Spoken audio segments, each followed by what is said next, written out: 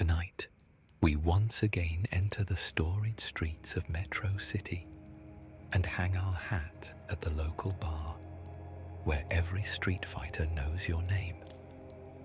And if you enjoy this cozy story, don't forget to unload a Hadouken on the like button or complete the combo by subscribing for more content about these iconic warriors. But for now, get as comfortable as Yuri Han in a spiked choker and grab your favorite drink, because tonight's journey into the world of Street Fighter begins now at the Broken Fist.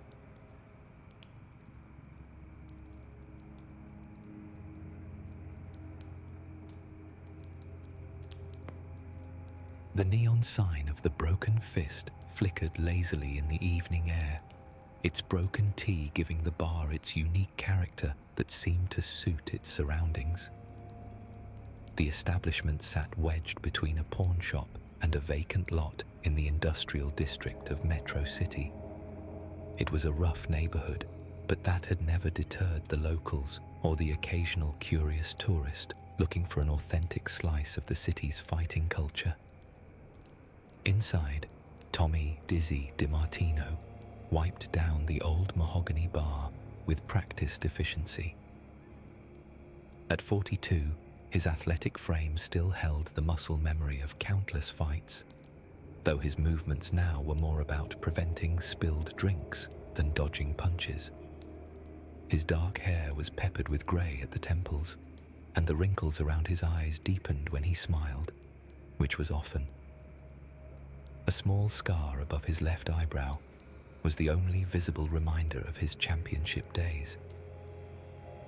The evening crowd had started filtering in: factory workers, off-duty cops, and the occasional fighter looking to relax rather than spar.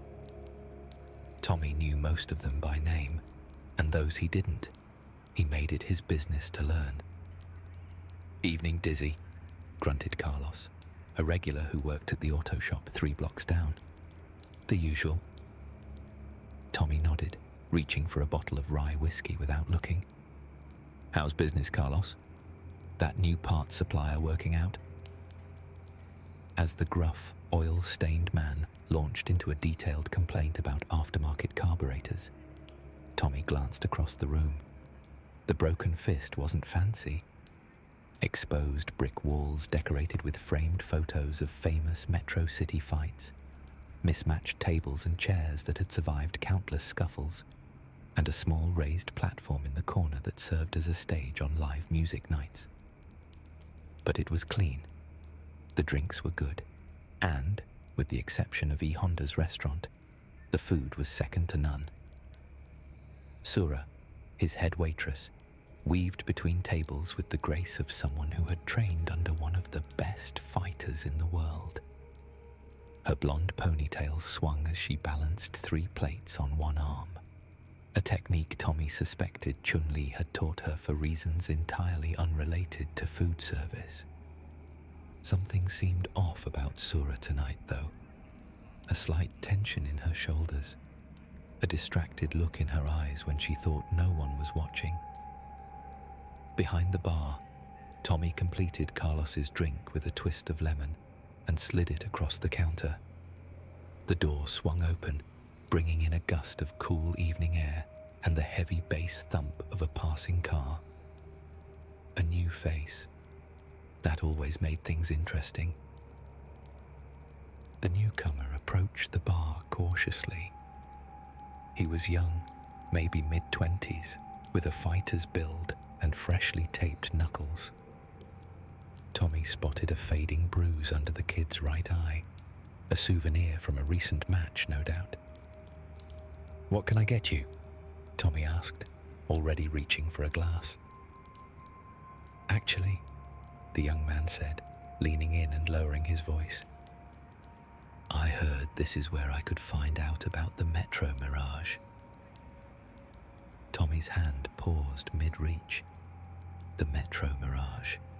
Now that was a name he hadn't heard in years. I don't know what you're talking about, kid, Tommy said, his tone casual but firm. But we've got the best Moscow mule in the district if you're thirsty. The young man looked disappointed but nodded. Sure, I'll take one. As Tommy prepared the drink, his phone buzzed. The liquor delivery was delayed. Again. That meant they'd run out of tequila before the night was over, unless he got creative with the inventory. Just what he needed on a Friday night. The kitchen doors swung open, and Roberto, his cook, emerged with a concerned look on his broad face. The large man had trained in both culinary arts and sumo wrestling under Edmund Honda, and his massive frame nearly filled the doorway. Boss, we've got a problem with the fryer, Roberto said, wiping his hands on his apron.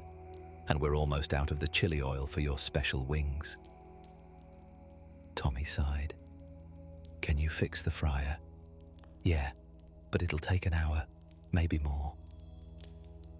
Do what you can. I'll head to the market for the chili oil after the rush dies down. Tommy turned back to the bar, where 3 more customers had lined up. As he served drinks, Jasmine, his other waitress, sidled up to the bar. With her brunette hair pulled back in a tight bun and her perpetual rhythm, it was easy to see DJ's influence in her movements. Dizzy, Table 6 is asking if we can put the fights on, she said, gesturing to the ancient TV mounted in the corner. The Metropolitan Martial Arts Tournament prelims are starting. Sure thing, Tommy replied, tossing her the remote. But keep the volume low. It's not a sports bar.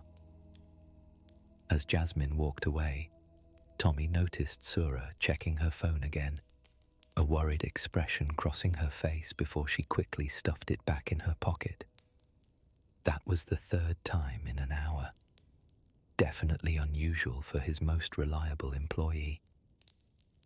The young man who had asked about the Metro Mirage finished his drink and left, but not before casting a lingering look at the framed photographs on the wall.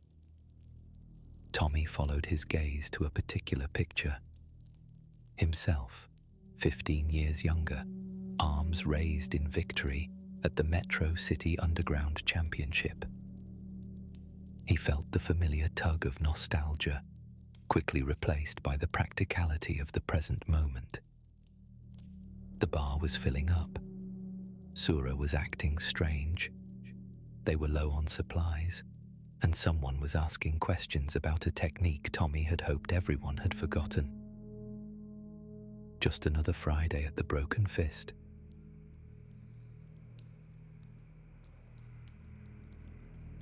The evening progressed in its usual rhythm, the clinking of glasses, the hum of conversation, occasional roars from patrons watching the tournament on TV.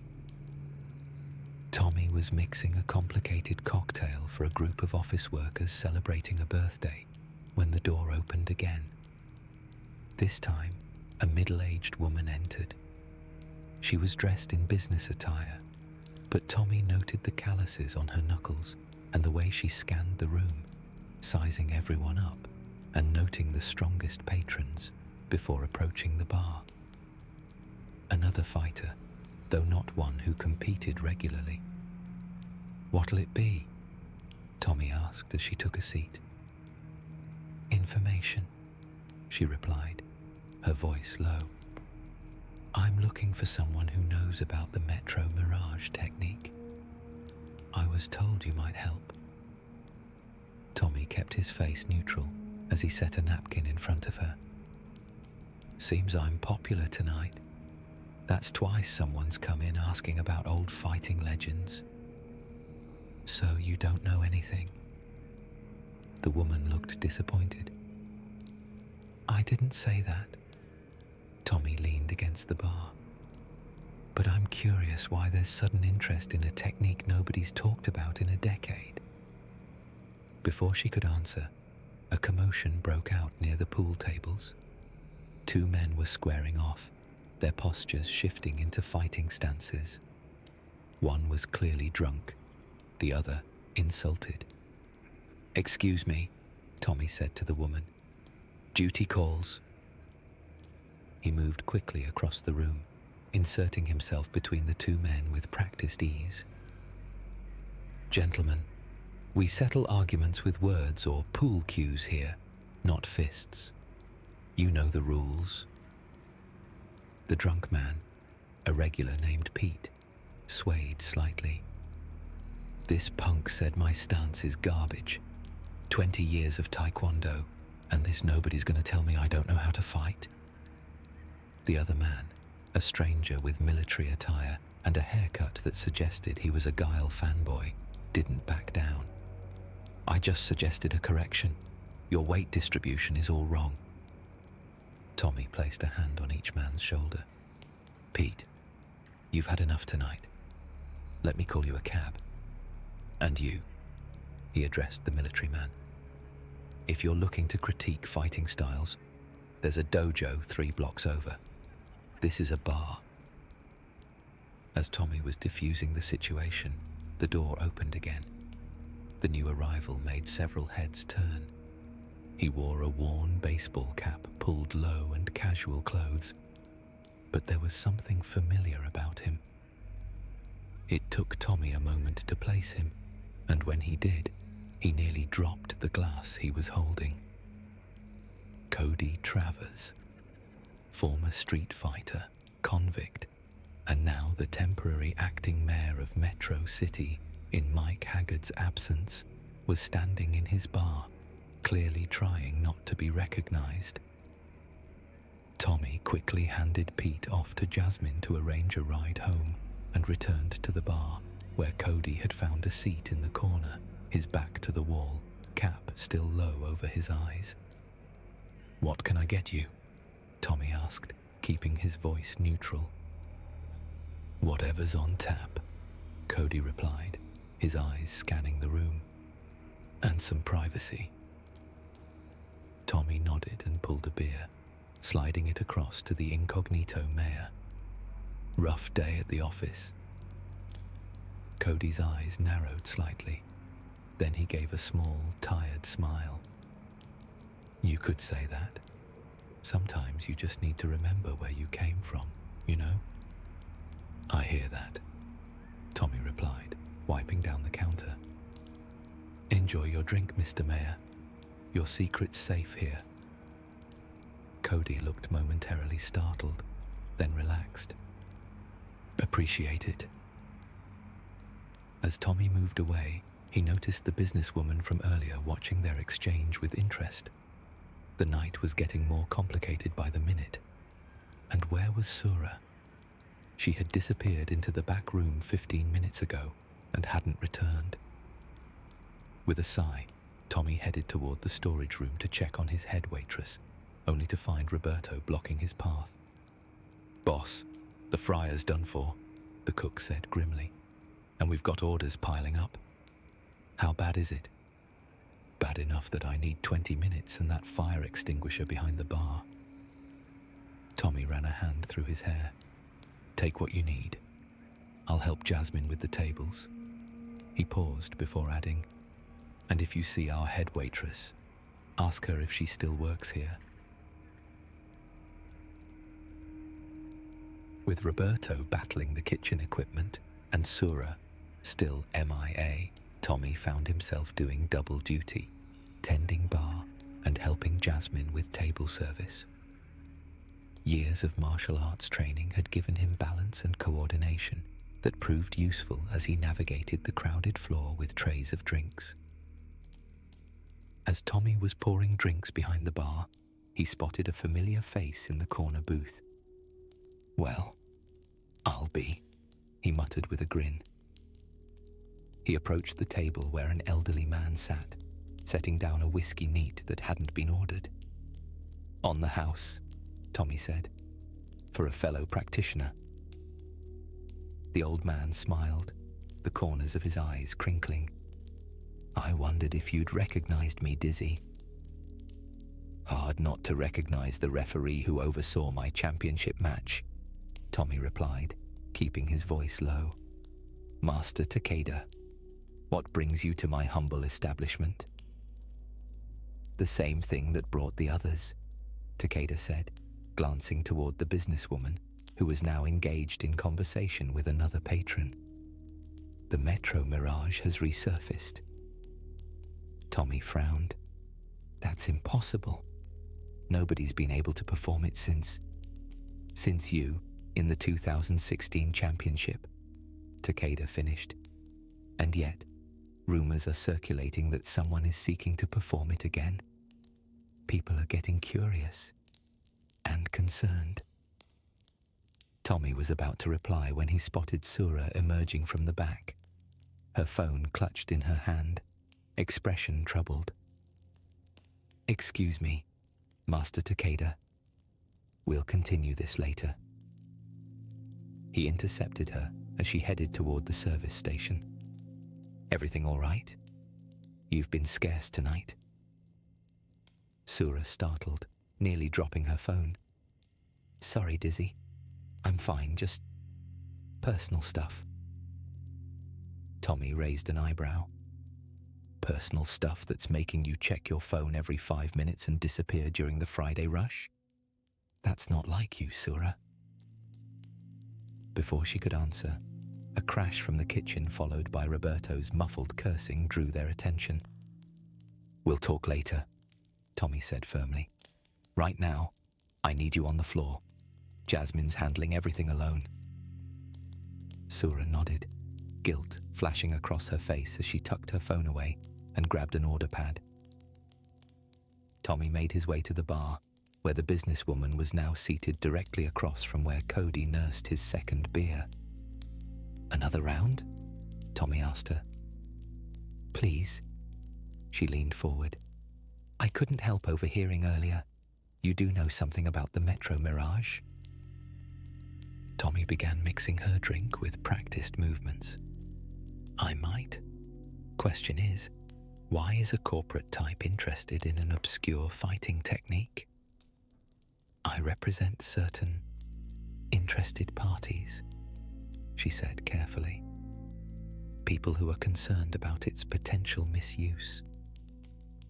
From the corner of his eye, Tommy saw Cody sit up straighter, attention clearly caught by their conversation, despite pretending to watch the tournament on TV. The Metro Mirage isn't dangerous, Tommy said, sliding her completed drink across the bar. It's just difficult. Requires a specific state of mind that most fighters can't achieve. And yet, you mastered it, she countered. I got lucky once. Tommy shrugged. Couldn't replicate it if I tried. A commotion near the entrance drew his attention. 2 men in expensive suits entered, their rigid postures and scanning gazes marking them as security rather than patrons. Their eyes settled on Cody, who tensed visibly. Tommy moved quickly, intercepting them before they could approach the acting mayor. Gentlemen, welcome to the Broken Fist. What can I get you? The taller of the two barely glanced at him. We're not here to drink. Then I'm afraid I'll have to ask you to leave. This is a bar, not a meeting hall. The shorter man reached inside his jacket, producing an ID. City security. We're here to escort Mayor Travers back to City Hall. Tommy stood his ground. I don't care if you're the President's Secret Service. In this bar, everyone gets to drink in peace. No one gets escorted anywhere unless they want to go. The tension in the room rose as other patrons began to notice the confrontation. From the corner of his eye, Tommy saw Jasmine subtly shift into a fighting stance, and even Roberto had emerged from the kitchen, his massive frame imposing despite the dish towel over his shoulder. The security men exchanged glances, clearly calculating their options. Before they could decide, Cody stood up, cap still low over his eyes. It's all right, bartender, he said. I appreciate the sentiment, but I should be getting back. He turned to the security men. Give me 5 minutes to finish my beer, then we'll go." The men looked displeased, but nodded curtly and retreated to stand by the door.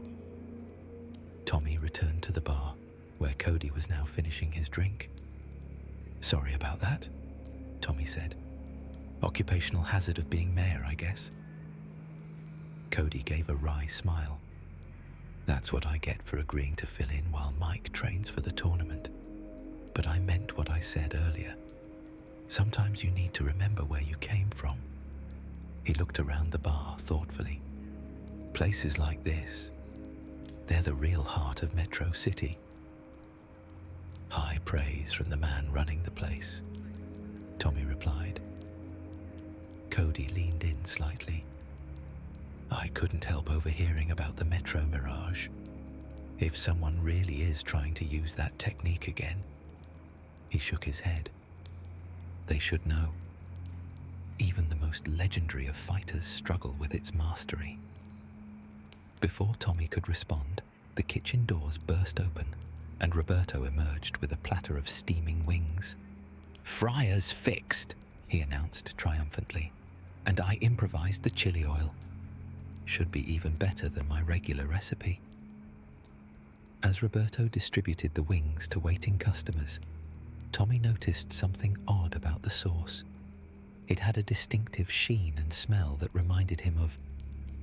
"Roberto," he called, moving quickly toward the cook. "What exactly did you use to replace the chili oil?" The big man beamed proudly. "Remember that bottle of imported oil Edmund gave me last New Year's? The one with the red dragon on it?"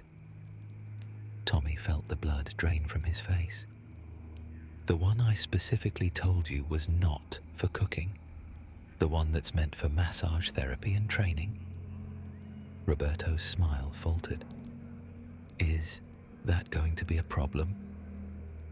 As if on cue, a customer who had just bitten into a wing suddenly gasped, his eyes widening.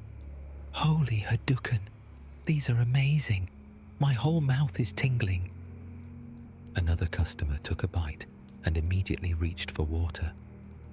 "It's like I can feel my chi aligning. What's in these?" Tommy closed his eyes briefly, calculating how to handle this new crisis while still dealing with everything else going on in his bar.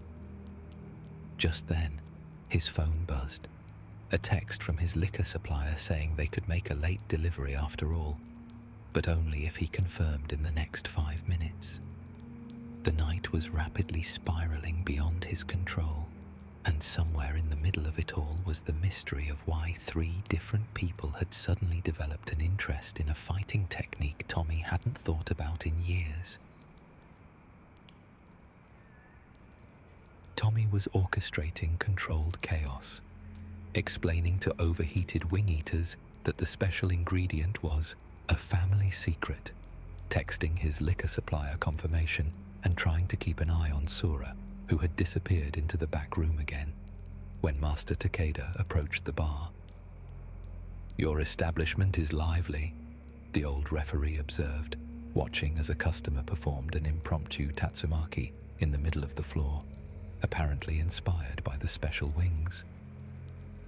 "That's one word for it," Tommy muttered, sliding a glass of water to a red-faced patron. "Look, Master Takeda, I appreciate the nostalgic visit, but I'm dealing with a situation here." "Indeed you are," the old man nodded sagely. "More than one, I think." Tommy paused, something in the old man's tone catching his attention. "What do you know that I don't?" Takeda gestured toward the businesswoman, who was now typing rapidly on her phone. "Ms. Nakamura there works for the Metropolitan Fighting Federation. They're concerned because someone has been registering for upcoming tournaments, claiming to be a master of the Metro Mirage." "That's impossible," Tommy said flatly. "The technique requires a perfect balance of focus and instinct that comes only in a state of pure fighting zen," a new voice interrupted. The young man from earlier had returned, slipping into the seat beside Takeda. A move that has only been seen once in recent years. He gestured toward the picture on the wall from earlier, before staring meaningfully at Dizzy. Tommy stared back. "Who are you, kid?" "Jin Park," the young man said. "I've been researching forgotten fighting techniques for my master's thesis. The Metro Mirage is the centerpiece of my research." "A scholarly interest," Takeda noted, "while Ms. Nakamura has a professional concern, and I, a personal interest." Tommy's mind raced, connecting dots. The tournament. Someone's entered using the Metro Mirage as their signature technique, and the Federation is worried it could be dangerous or fake. "But why would you care personally, Master Takeda?" The old man's eyes crinkled. "Because I was the one who first documented the technique 50 years ago. I recognized it later in your championship match, though I doubt you realized what you had done at the time." Tommy remembered that moment, the perfect counter he'd performed, almost without thought, that had secured his victory. It had felt like time itself had slowed down, his body moving through the air with impossible precision. "I couldn't replicate it," Tommy admitted. "I tried for years afterward." "Few can," Takeda agreed. "It requires a specific mental state that most fighters never achieve. But according to registration documents for next week's regional tournament, someone named the Phoenix claims to have mastered it." As the pieces fell into place, Tommy's eyes widened in sudden realization. He turned toward the back room where Sura had once again disappeared. "Excuse me," he said to Takeda and Jin, already moving toward the back of the bar. He found Sura in the employee break room, practicing a complex sequence of moves in the small space. She froze when she saw him. "Dizzy, I was just..." "Taking a break to practice for the regional tournament," Tommy finished for her. "Where you've registered as the Phoenix and claim to know the Metro Mirage technique." Sura's shoulders slumped. "How did you find out?" 3 different people walked into my bar tonight, all asking about a technique nobody's talked about in years. It wasn't hard to connect the dots once I knew what to look for. Tommy leaned against the doorframe. "The question is, why didn't you tell me?" Sura sank into a chair. "Because I knew you'd say it was impossible, that I was wasting my time or setting myself up for embarrassment." "Is that really what you think of me?" "No, but..." She hesitated. "Chun-Li has been coaching me. She believes I have the right temperament to master it. I've been taking extra training sessions with her for months." Tommy nodded slowly, things clicking into place. The late arrivals, the phone checks, the distraction. "I was going to tell you after I won," Sura said, a determined gleam in her eye. "I didn't want to ask for time off for the tournament until I was sure I was ready." "And are you?" Tommy asked. "Have you really mastered it?" Before she could answer, Jasmine burst in. "Dizzy, we need you out front. 2 guys are arguing about who has the best Shoryuken technique, Ken or Ryu, and it's getting heated." Tommy sighed. "We'll continue this conversation later," he told Sura. "But for now, I need my head waitress back on the floor." As he followed Jasmine back to the main bar, he found Cody still there, his security detail looking increasingly impatient by the door. "Thought you'd be gone by now, Mr. Travers," Tommy said as he passed. "Waiting to see how all this plays out," Cody replied with a small smile. "It's the most interesting evening I've had in months." The argument near the pool tables had indeed escalated, with 2 men demonstrating increasingly energetic uppercut motions, their drinks long forgotten. "Gentlemen," Tommy said firmly, stepping between them. If you want to debate technique, do it sitting down. If you want to demonstrate, take it to a dojo. One of the men, flushed with alcohol and enthusiasm, turned to Tommy. You're Dizzy DiMartino, right? The underground champion. You settle this. Is wrist rotation essential in a proper shoryuken, or is it all in the shoulder drive? Tommy was saved from answering by a sudden crash from behind the bar, where Jin had apparently knocked over a row of glasses while demonstrating something to Master Takeda and Ms. Nakamura. Sorry, Jin called out, looking embarrassed.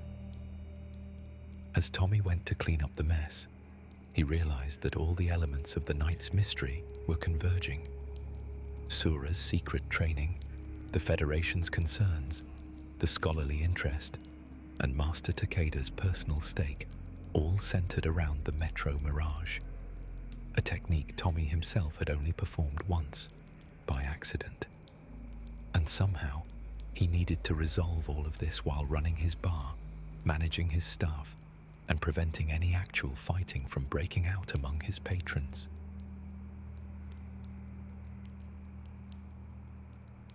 By 10 o'clock, the broken fist was at capacity. The improved wing source had generated buzz, and people were coming in specifically to try the chi-enhancing appetizers, as someone had described them on social media. Roberto was beaming with pride, despite Tommy's stern warning about ever using the training oil for cooking again. In the midst of the crowd, Tommy found himself at the center of a gathering that included Master Takeda, Jin Park, Ms. Nakamura from the Federation, and now Sura, who had come clean about her tournament registration. Even the temporarily appointed mayor had abandoned all pretense of anonymity and joined the discussion, his security detail hovering uncomfortably nearby. The issue, Ms. Nakamura was saying, is that the Federation needs to verify the technique is legitimate before allowing it in sanctioned tournaments. We can't have fighters claiming to use mythical techniques as a publicity stunt. It's not mythical, Tommy and Takeda said in unison. Jin leaned forward eagerly. That's my point exactly. Historical documentation shows the Metro Mirage was used in at least 3 documented matches in the 1970s, then disappeared until Mr. DiMartino's championship fight in 2016. I still say it was luck, Tommy insisted. The right moment, the right mindset, the right opponent. But that's exactly what makes it special, Sura argued. It's not about memorizing moves. It's about achieving a state of perfect balance between conscious technique and unconscious reaction. Chun-Li calls it fighting without fighting. Cody nodded thoughtfully. I've experienced something similar. Not the Mirage specifically, but moments where everything slows down and you just know what to do. The problem remains, Ms. Nakamura cut in. Without verification, the Federation cannot allow a competitor to claim mastery of this technique. All eyes turned to Tommy, the only person present who had successfully performed the Metro Mirage in recent history. You want me to verify whether Sura can do it, he stated flatly. Master Takeda nodded. Who better? You've experienced it firsthand. Tommy glanced at Sura, whose expression was a mix of hope and determination. He thought about her years of hard work at the bar, her dedication to training with Chun-Li, and her dream of tournament success. Fine, he sighed, but not here, not now. We'd need space, and I have a bar to run. Actually, Roberto interjected, appearing behind them with a towel over his shoulder. We could use the storage area out back. It's empty since the delivery came through. Tommy hesitated, looking around at his busy bar. Walking away during the Friday night rush went against every business instinct he had. Jasmine sidled up, as if reading his thoughts. "Go," she said. "Roberto and I can handle things for a few minutes. Besides, half these people are just here to gawk at the mayor anyway." Cody chuckled at that. "Happy to provide the entertainment." Tommy looked at each of them in turn, then at Sura, whose future potentially hung in the balance. "Just for a few minutes," he agreed reluctantly. "Let's go out back." The storage area behind the broken fist wasn't large, but with the liquor deliveries stowed away, it provided enough open space for a demonstration. Tommy had Jasmine bring out a few standing lamps to illuminate the area, casting long shadows against the brick walls. Ms. Nakamura, Jin, Master Takeda, and Cody formed a small audience, while Tommy and Sura stood facing each other in the center of the space. "The Metro Mirage," Tommy began, feeling strangely formal, "isn't a specific move like a Hadouken or Shoryuken. It's a counter technique that adapts to your opponent's energy. The name comes from the way it makes the fighter appear to be in multiple places at once. A mirage. The key," Master Takeda added, "is finding the perfect balance point between structure and formlessness. Too rigid, and you can't adapt. Too loose, and you lack power." Sura nodded, taking a deep breath as she centered herself. "Chun-Li focused on teaching me to find that balance point. We used meditation and specialized training exercises." "Show me your stance," Tommy instructed. Sura moved into position, her form both familiar and subtly different from her usual fighting stance. Tommy could see Chun-Li's influence in the way she distributed her weight, but there was something else there too, a quality of readiness without tension. "Good," he said, moving to stand opposite her. "I'm going to attack with increasing speed and complexity. Don't try to perform the mirage specifically, just respond naturally. The technique either emerges or it doesn't." Tommy started with basic combinations, nothing fancy, just clean, direct strikes that Sura blocked or dodged easily. Gradually, he increased the speed and variation, adding feints and changing rhythms. Sura kept pace, her movements fluid and responsive. "She's good," Cody commented from the sideline. "Really good." "Chun-Li taught her well," Master Takeda agreed. Tommy pushed harder, moving into tournament-level combinations. Sura began to struggle slightly, forced to give ground. He could see her thinking too much, trying to anticipate rather than react. "Stop trying to predict," Tommy advised between exchanges. "The mirage isn't about outsmarting your opponent. It's about becoming one with the moment." Sura nodded, taking a deep breath. Something shifted in her stance, a subtle relaxation that didn't diminish her readiness. Tommy launched a complex attack pattern, one that had won him several matches in his competitive days. What happened next occurred so quickly that the observers later disagreed about exactly what they'd seen.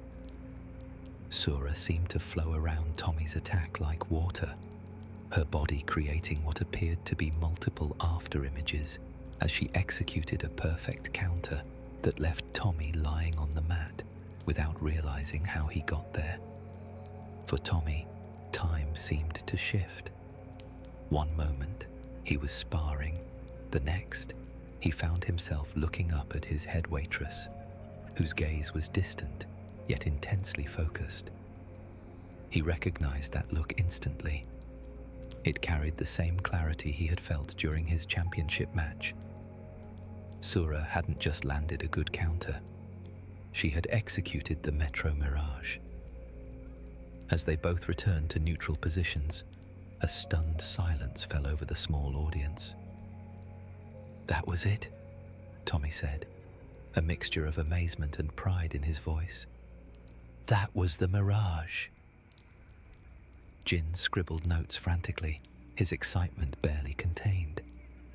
Incredible! The visual effect far surpasses anything described in the historical accounts. Ms. Nakamura looked impressed despite herself. I've never seen anything quite like it. Master Takeda simply nodded, a satisfied smile creasing his weathered features. The technique lives on. Sura herself seemed surprised, her eyes wide.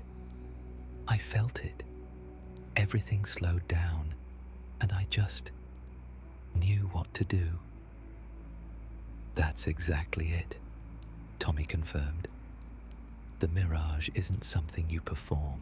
It's something that happens when you achieve perfect balance in the moment. Cody stepped forward, offering his hand to Sura. As acting mayor of Metro City, I'd be honored to have you represent us in the regional tournament. He grinned before adding, looks like old man Haggard will have his work cut out for him if he wants to win the tournament. As Sura shook his hand, beaming with pride, Tommy felt a complex mixture of emotions. Pride in his employee's achievement, satisfaction at solving the mystery that had buzzed around his bar all night, and, unexpectedly, a twinge of melancholy for his own fighting days. The demonstration had taken more out of him than he'd expected. He wasn't young anymore, and while he kept in shape, he didn't train with the intensity of his championship days. Tomorrow, he'd feel every one of his 42 years in his muscles. But seeing Sura's face, alight with accomplishment, made it worth the price. We should get back, he said, checking his watch. I've got a bar to run, and you've got tables to serve, at least until the tournament. The broken fist was still buzzing when they re-entered from the back storage area. Jasmine had things well in hand, moving efficiently between tables while Roberto called out order completions from the kitchen. The wings had continued to be a hit, though Tommy made a mental note to create a more sustainable and legal recipe for future batches. Mayor Cody resumed his seat at the bar, though now he was openly conversing with patrons who recognized him.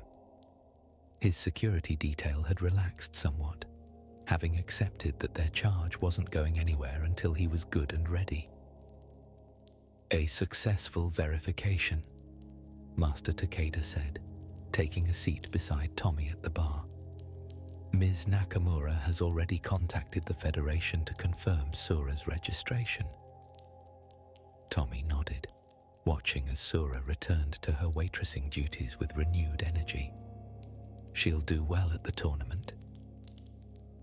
As did you, in your time, the old referee observed. Though I sense you don't miss the competitive circuit much.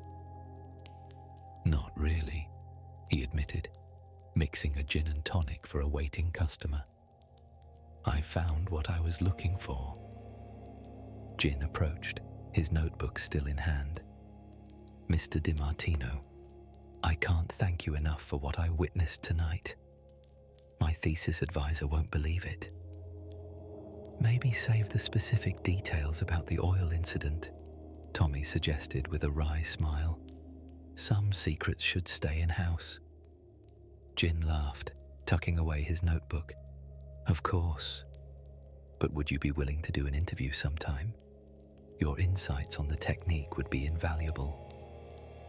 Stop by during off hours, Tommy offered. First drinks on the house. As the night wore on, the atmosphere in the Broken Fist settled into a comfortable rhythm. The mystery that had brought a former ref and two strangers to his bar had been resolved. Sura's secret was out in the open, and she moved through the bar with new confidence. The customers who had come for the special wings were pleased, even if they didn't know exactly why the sauce had given them that unusual tingling sensation. Around midnight, Mayor Travers finally stood to leave, dropping a generous tip on the bar. "You've got a special place here, Dizzy," he said. "It reminds me of what Metro City is all about. People coming together, sharing stories, settling differences without destroying the furniture." Tommy chuckled. High praise from someone who used to do his fair share of furniture destruction back in the day. Cody grinned. "We all grow up eventually. Some of us even become respectable." "Some of us," Tommy agreed with a wink. "I may stop by again sometime," Cody said as he headed for the door, his security detail perking up at the prospect of finally leaving. "When I need to remember where I came from." "Door's always open, Mr. Travers. We serve everyone here, champions, mayors, and regular folks alike." Last call came at 2 a.m, as it always did at the Broken Fist. Tommy rang the brass bell behind the bar, its clear tone cutting through the diminished chatter of the late-night crowd. "You don't have to go home," he called out, completing the ritual phrase. "But you can't stay here." Groans and good-natured complaints followed, but the patrons began settling their tabs and gathering their belongings. A few fighters from the local dojos exchanged contact information, having bonded over shared techniques and stories. The evening's excitement about the Metro Mirage had sparked broader interest in Metro City's rich fighting history. As the last customers filtered out, Tommy and his trusted crew began the familiar closing routine. Chairs up on tables, floors swept, bar wiped down, kitchen cleaned. They moved with the coordinated efficiency of people who had performed the same tasks hundreds of times before. "So," Jasmine said as she counted out her tips, "are we going to talk about the fact that Sura's been secretly training with Chun-Li to master a legendary technique that nobody's pulled off in years?" Sura blushed, organizing receipt slips. "It wasn't exactly a secret." "Just a minor detail you forgot to mention," Roberto teased, emerging from the kitchen with his coat already on. "Like me forgetting to mention that special ingredient in the wings." "Speaking of which," Tommy interjected, "we need a legitimate recipe for those. They were too popular to discontinue, but I'm not risking the health department coming down on us for using massage oil in food." "I called Sifu Honda about the special oil," Roberto admitted. "He said it can be used for both cooking and chi-enhancing massage oil, so I can start using it regularly." Tommy shook his head, smiling despite himself. "You mean it was a proper ingredient all along?" "Well, sometimes things can have more than one purpose," Roberto said with a shrug. "Isn't that what tonight was all about?" There was unexpected wisdom in the cook's words. Tommy thought about the Metro Mirage, how it served as both technique and mystique, revealing Sura to be not just his best waitress, usually, but likely the next Metro City champion to become a legend in the ring. "The tournament's next Saturday," Sura said, breaking into his thoughts. "I'll need the weekend off." "You've got it," Tommy replied without hesitation. "In fact, we should close the bar and all go support you." Jasmine pumped her fist. "Yes, I'll make a banner." "I'll prepare special snacks," Roberto added. Sura looked surprised. "You'd close for a day? For my tournament?" "Why not?" Tommy said. "The Broken Fist isn't just a bar, it's a family, and families support each other." As they finished closing up, Tommy found himself alone behind the bar, wiping down surfaces that were already clean. The events of the night had shifted something fundamental in how he viewed his establishment and his role in Metro City. For years, he had seen the Broken Fist as a retreat from his fighting past, a place where he could serve drinks instead of throwing punches. But tonight had shown him that the bar was more than just an escape. It was a continuation. The spirit of fair competition, mutual respect, and personal growth that had drawn him to fighting in the first place lived on here, just in a different form. He thought about Sura, carrying the Metro Mirage into a new generation. About Roberto, bringing E-Honda's culinary techniques to bar patrons who would never step foot in a sumo ring. About Jasmine, incorporating DJ's rhythmic movements into her efficient service style. They were all preserving and transforming Metro City's fighting legacy in their own ways. And Tommy himself, perhaps his role had evolved too. No longer the champion performing the technique, but the mentor recognizing it in others. Not the fighter at the center of the ring, but the referee ensuring that the rules were followed, the traditions respected, the spirit maintained. As he hung up his bar towel and turned off the lights, Tommy reflected that in a city where everyone settled their disputes through displays of martial arts prowess, perhaps the greatest technique of all was knowing when not to fight, when to listen, to serve, to bring people together instead of driving them apart. The neon sign of the Broken Fist flickered outside the window, its broken T a reminder that imperfection often had its own perfect place in the world.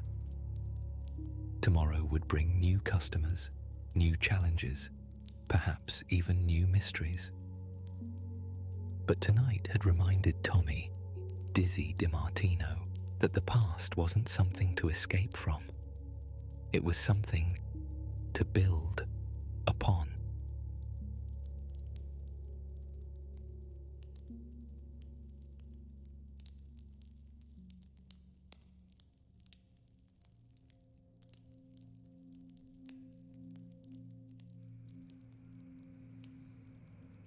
The neon sign outside the Broken Fist had been flickering for 3 weeks, casting intermittent red light across the cracked sidewalk of Metro City's Riverside district. Most bar owners would have fixed it by now, but Tommy Dizzy DiMartino had grown fond of the erratic pulse. It reminded him of his old fighting days, unpredictable timing that kept opponents guessing. Tommy wiped down the mahogany bar with practiced efficiency, his stocky frame gliding smoothly across the polished surface, as if he were still performing the intricate footwork of his boxing days. At 42, the years had shaped him both in body and spirit. His movements now bore the hallmarks of a seasoned fighter who had mastered the art of unpredictability. That slightly off-balance posture, a testament to his embrace of the drunken fist style, was the very reason he'd earned the nickname Dizzy. It was a style that relied on feigned clumsiness and erratic motion to disorient opponents, making them second-guess their every move. However, those days were over for Tommy. The Broken Fist was his domain now, a neighborhood watering hole where street fighters, construction workers, and office clerks could come together to share stories over drinks, without fear of someone throwing a punch, usually. "Dizzy, the beer cooler's making that noise again," called Sarah from behind the bar, her military-trained efficiency evident as she restocked bottles. She'd been his assistant manager for 2 years, and Tommy had learned to trust her instincts about everything from inventory to troublemakers. "Same noise as yesterday?" Tommy asked, not pausing in his cleaning routine. "Worse, like a dying walrus with asthma." Tommy chuckled, the sound warm and infectious. "I'll take a look after the dinner rush." Roberto's not burning anything back there, is he? From the kitchen came the cook's indignant voice. I heard that. And for your information, that smell is charred perfection. The broken fist occupied the ground floor of a converted warehouse with exposed brick walls decorated by an eclectic mix of fight posters, vintage beer signs, and photographs of local fighters. The bar itself was solid oak, scarred by years of elbows and beer mugs, while mismatched tables and chairs filled the main floor. A small stage in the corner hosted local musicians on weekends, and the ancient jukebox, when it worked, played everything from classic rock to traditional fighting game soundtracks. It was Tuesday evening, which meant the usual mix of after-work drinkers and early diners. Tommy knew most of them by name and order preference. Mrs. Patterson from the dry cleaners always wanted her martini with exactly 3 olives. Big Mike, who ran the auto repair shop, stuck to beer and never fewer than 2 baskets of Roberto's famous loaded fries. The college kids from Metro University usually pooled their money for pictures and spent hours arguing about which fighters would win hypothetical matchups. Tommy was refilling the pretzel bowls when the first unusual customer of the evening walked in. The young man looked like he'd stepped out of a budget action movie.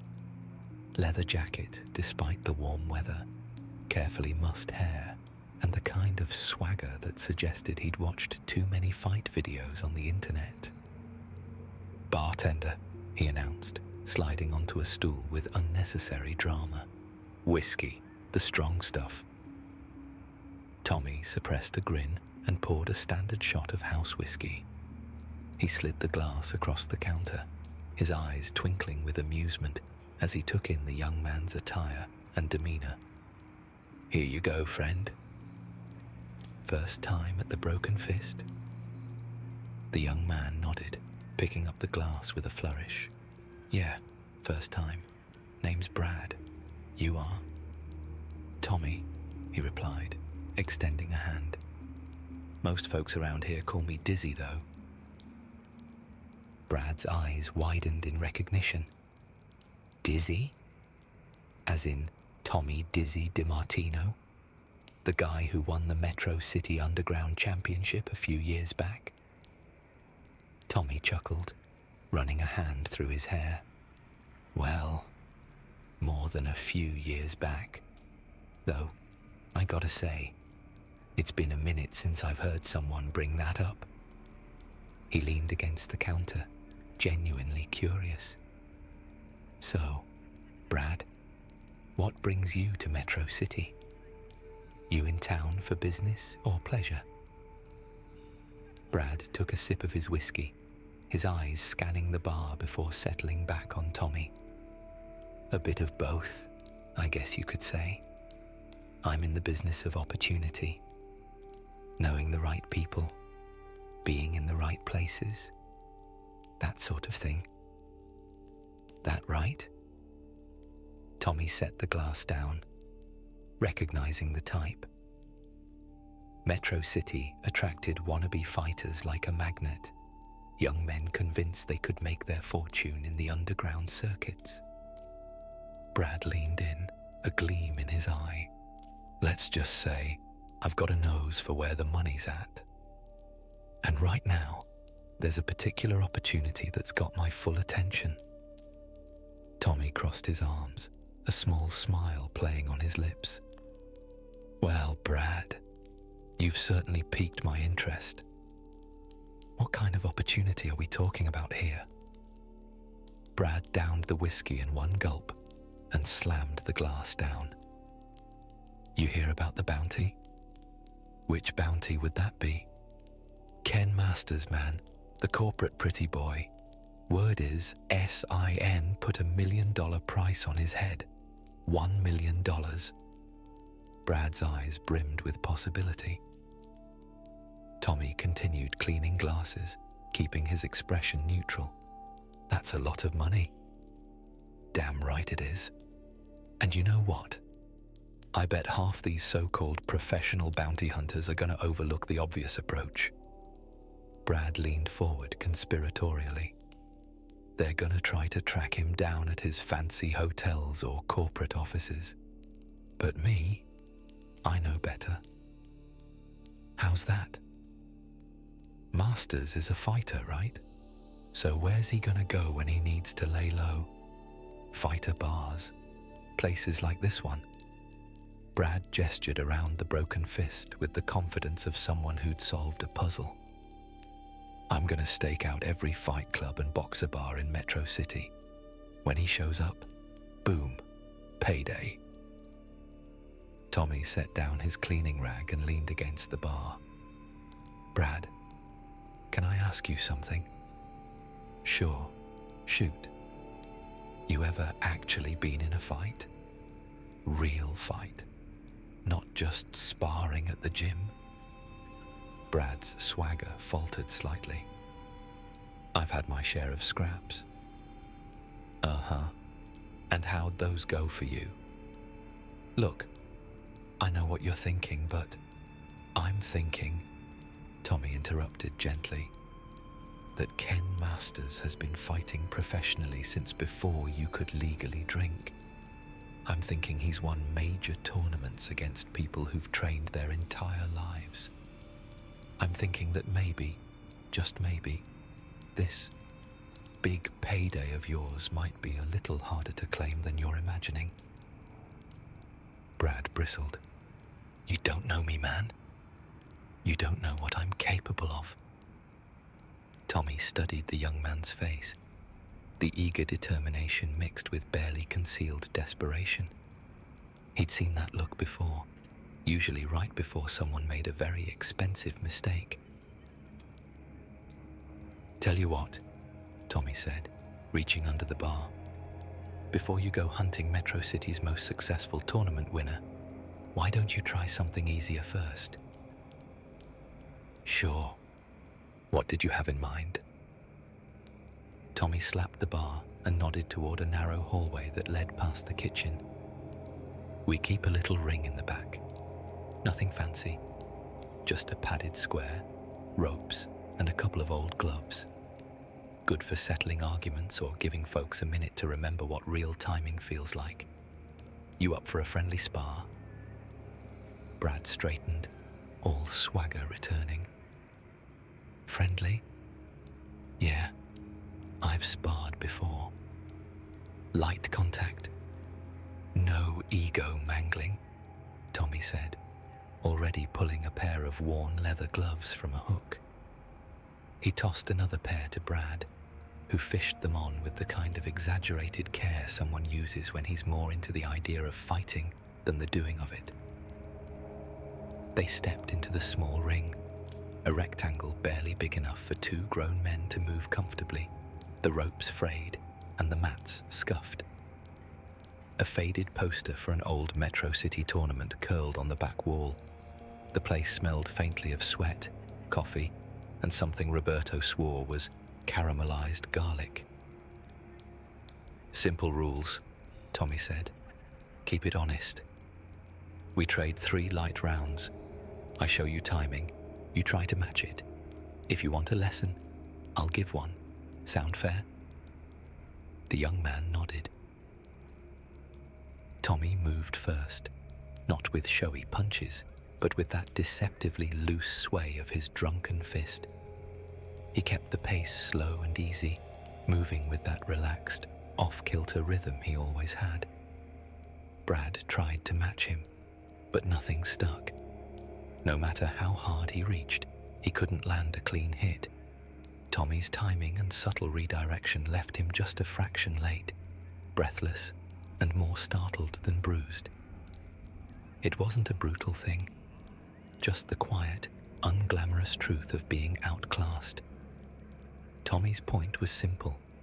If Brad couldn't connect with a light, friendly spar against an ex-fighter who was taking it easy, he wasn't ready for Ken Masters.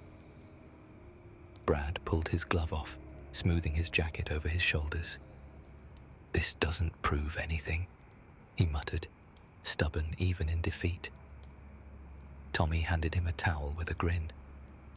"Doesn't prove anything," he agreed. "Just thought you might find it enlightening, but anyway, good luck with the bounty."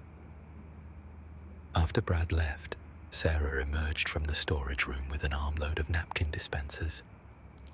"Let me guess, another Ken Masters bounty hunter?" "How'd you know?" "Third one today. Word spreading fast." She began refilling the dispensers with efficient movements. "You think any of them actually have a chance?" Tommy's laugh was warm and genuine. "About the same chance as Roberto has of admitting he burns the garlic bread." "I heard that," came the cook's voice from the kitchen. "And it's not burned, it's caramelized." The dinner crowd began filtering in around 6, bringing the comfortable chaos that Tommy had grown to love. Conversations flowed between tables as regulars caught up on neighborhood gossip, while the newer customers marveled at the fight memorabilia covering the walls. Tommy moved through it all with practiced ease, part bartender, part host, part therapist for anyone who needed an ear. He was in the middle of mixing a complicated cocktail order when the second would-be bounty hunter arrived. This one was different from Brad. Older, maybe 35, with the kind of muscle definition that came from serious gym time. Marcus Reed had been coming to the Broken Fist for about 6 months, usually ordering protein shakes and grilled chicken while studying fighting videos on his tablet. "Tommy," Marcus greeted, his voice carrying the artificial enthusiasm of someone trying to convince himself of something. "My man, hit me with the usual, but make it a double protein shake tonight. I'm gonna need the energy." Tommy began assembling the shake: whey protein, banana, almond milk, and a shot of espresso that Marcus insisted improved his reaction time. "Big workout planned?" "Bigger than a workout, brother. Tonight's the night I change my life."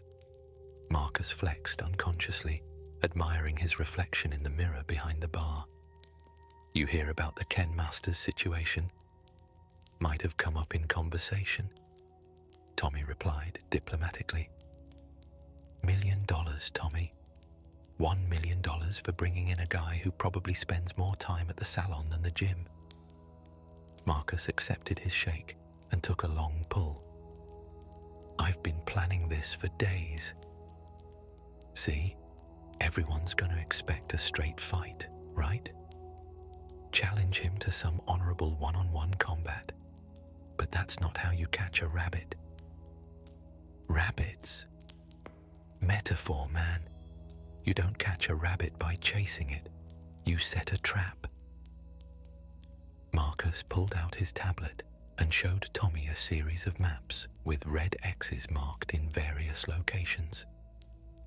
"I've identified 17 locations where masters might show up. Dojos, tournament venues, even his favorite coffee shops. I'm gonna set up surveillance, wait for the right moment, then strike when he's distracted." Tommy handed over the shake and leaned against the bar. "Marcus, you put a lot of thought into this." "Damn right I did. This isn't some amateur hour operation." "Can I ask what your backup plan is?" "Backup plan? You know, for if the trap doesn't work, or if Ken Masters turns out to be a little more dangerous than you're expecting." Marcus scoffed. "Tommy, I've been training for 8 months. 8 months of intensive martial arts study, strength conditioning, tactical planning. You think some rich boy who inherited his daddy's company is going to be a problem for me?" Tommy reached under the bar and pulled out a small rubber ball, the kind used for grip training. He set it on the bar between them. "Marcus, humor me for a second. How fast do you think you can grab this ball?" "What kind of question is that?" Simple one. You see it, you grab it. Should be pretty quick, right? Marcus shrugged and reached for the ball. The moment his hand moved, Tommy flicked the ball upward with his fingertip. It bounced off the ceiling, ricocheted off a hanging light fixture, and landed back on the bar exactly where it had started. Marcus's hand was still reaching for empty air. Physics, Tommy explained with a grin. Angles, timing, spatial awareness. Little bit of practice, you can make a simple ball behave in ways people don't expect. That's a party trick. Sure is. Ken Masters probably knows a few party tricks himself. Marcus stared at the ball for a long moment, then picked it up and tried to replicate Tommy's move. The ball hit the ceiling, bounced unpredictably, and knocked over a display of cocktail napkins. This doesn't mean anything, Marcus said, but his voice carried less certainty than before. Doesn't mean anything at all, Tommy agreed. Just thought you might find it interesting. After Marcus left, Tommy noticed Yuri Han sitting at her usual corner table, a slight smirk playing across her lips. She'd been nursing a single glass of expensive whiskey for the past hour, occasionally glancing up from her phone to observe the other customers. Enjoying the show? Tommy asked, approaching her table. Immensely. Yuri's black and pink streaked hair caught the light as she leaned back in her chair. Though I have to admit, I'm curious how you plan to handle the next one. Next one? She nodded toward the entrance, where a third customer was pushing through the door. This one looked different from the first two. Smaller, more compact, with the kind of nervous energy that suggested genuine fighting experience rather than gym muscles and YouTube videos. Danny Chen, Yuri said quietly, actually knows what he's doing, unlike your previous visitors. This might be more interesting. Danny approached the bar with the economical movements of someone who'd learned not to waste energy on unnecessary gestures.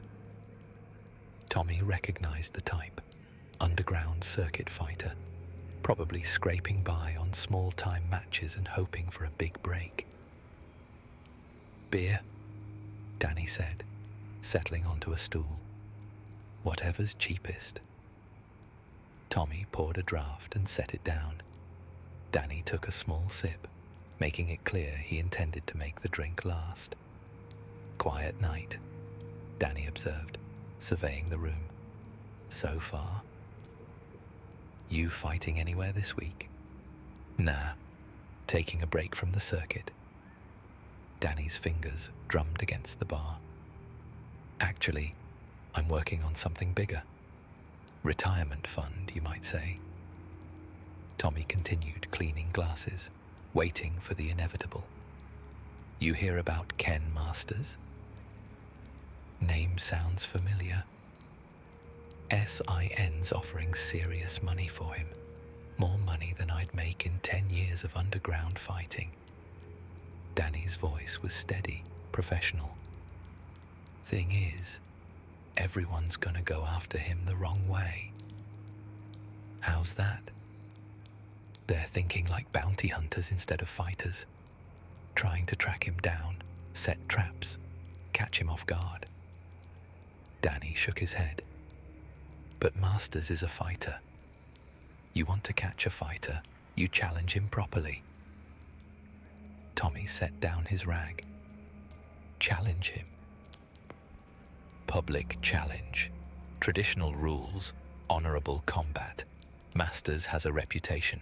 He won't back down from a legitimate challenge, especially if it's issued correctly. Danny pulled out a carefully written letter. Formal challenge, citing traditional fighting codes. I post this in the right places. Word gets back to him, and he shows up.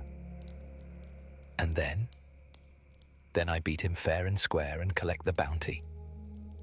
Danny's confidence was quiet, professional. "I've been studying his fighting style for weeks. Shoryuken techniques, fire-based attacks, typical American tournament fighting, flashy but predictable." Tommy studied Danny's face.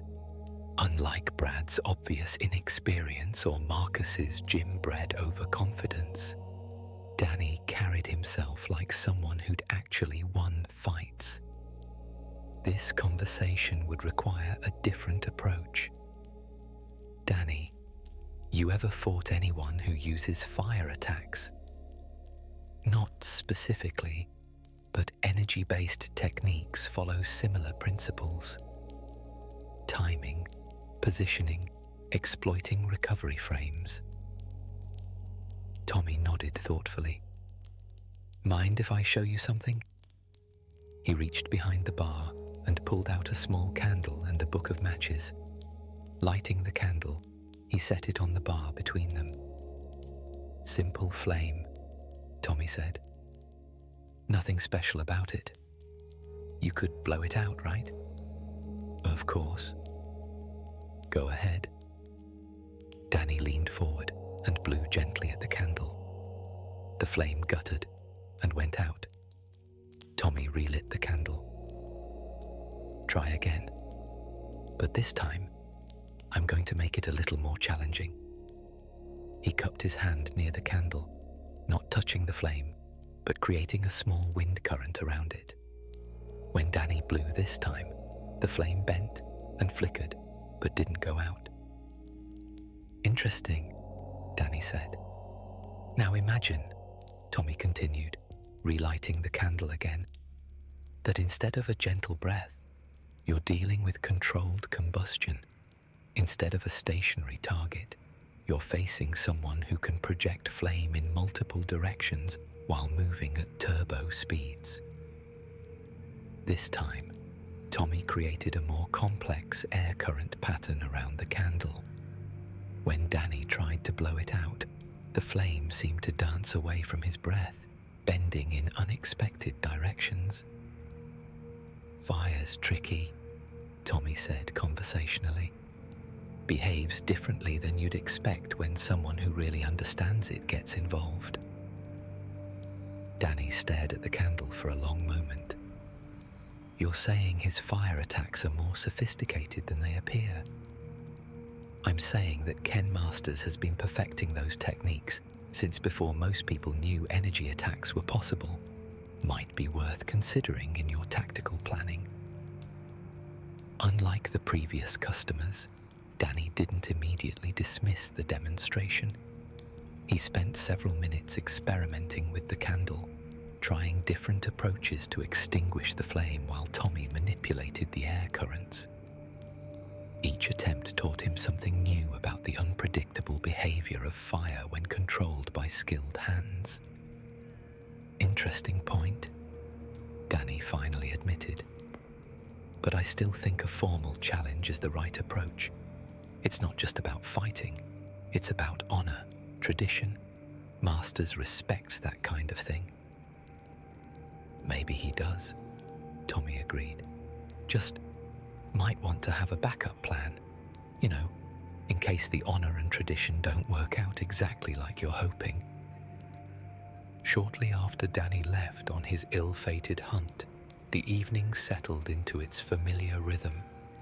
The dinner crowd gave way to the after-work drinkers, who would eventually be replaced by the late-night regulars. Tommy moved through the familiar routines, refilling drinks, listening to stories, mediating the occasional dispute with a combination of wisdom and well-timed humor. Sarah emerged from the office with a stack of invoices. 3 different bounty hunters in one evening. That might be a record. "Evening's not over yet," Tommy replied, though he hoped it was. Dealing with wannabe fighters was part of running a bar in Metro City, but tonight's trio had been particularly determined. "You think any of them actually found Ken Masters?" Tommy considered the question while polishing a wine glass. Well, Brad's probably still sitting outside the Riverside dojo waiting for someone who looks like a corporate executive to walk in.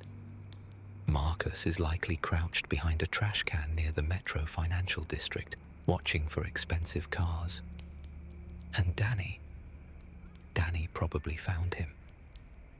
You think his challenge worked?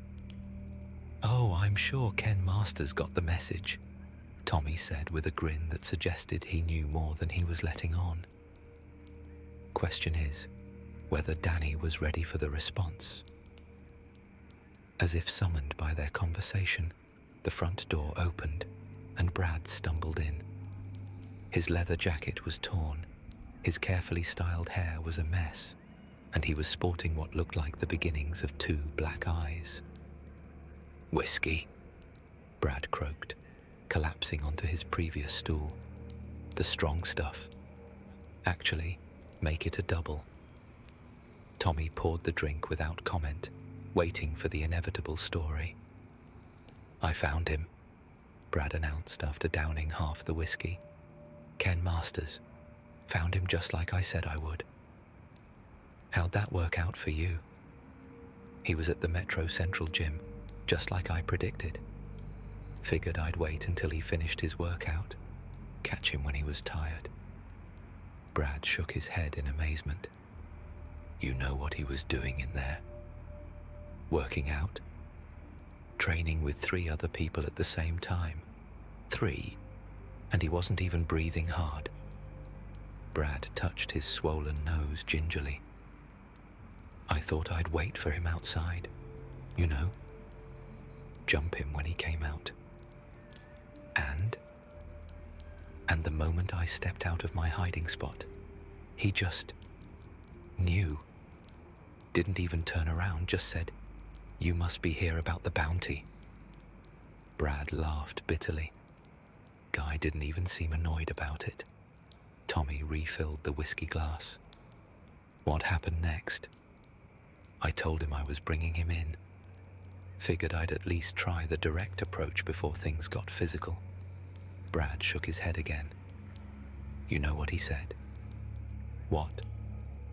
"He said, 'I appreciate the straightforward approach, but I'm going to have to decline.' Then he asked if I wanted to do this the easy way or the hard way." "Which did you choose?" "I went for the hard way, obviously. Figured I didn't come this far to back down." Brad's expression grew distant, reliving the encounter. "I've never seen anything like it, Dizzy. 1 second I was throwing what I thought was a perfect right hook. The next second I was 10 feet away, flat on my back, staring at the sky." "Sure you can?" Tommy inquired. "I don't even know what he did. It was like he just gestured, and suddenly I was flying through the air." Brad finished his whiskey. "When I got back up, he was gone. Just vanished. Left behind a little business card with a phone number for bounty hunting counseling services." Tommy bit back a laugh. "That was thoughtful of him." "Yeah, real thoughtful." Brad stood up, wincing slightly. "I think I'm going to stick to safer ways of making money, like lottery tickets." After Brad left, Tommy and Sarah exchanged glances. "1 down," Sarah noted. "2 to go," he replied with a grin. They didn't have to wait long. 20 minutes later, Marcus stumbled through the door looking considerably worse than Brad had. His gym clothes were scorched in several places, his tablet was cracked, and his carefully planned confidence had been thoroughly demolished.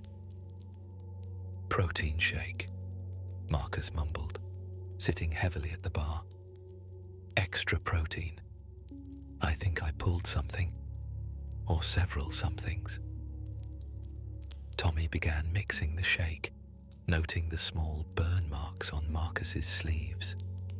"Rough workout." "You could say that." Marcus accepted the shake gratefully. "I found Ken Masters." "Congrats." Congratulations. Found him at that coffee shop on 5th Street, just like my surveillance predicted. Guy was just sitting there, reading a newspaper, completely relaxed. Marcus shook his head. I figured this was perfect. Catch him in a public place, plenty of witnesses, no way for him to use his full power without causing collateral damage. Tactical thinking, Tommy agreed. That's what I thought. So I approached him, real professional-like, showed him my citizen's arrest credentials, explained about the bounty, told him he needed to come with me. How'd he respond? He folded up his newspaper, took a last sip of his coffee, and asked if I was sure this was how I wanted to handle things. Marcus touched a singed spot on his shirt. I told him I was prepared for whatever he could dish out.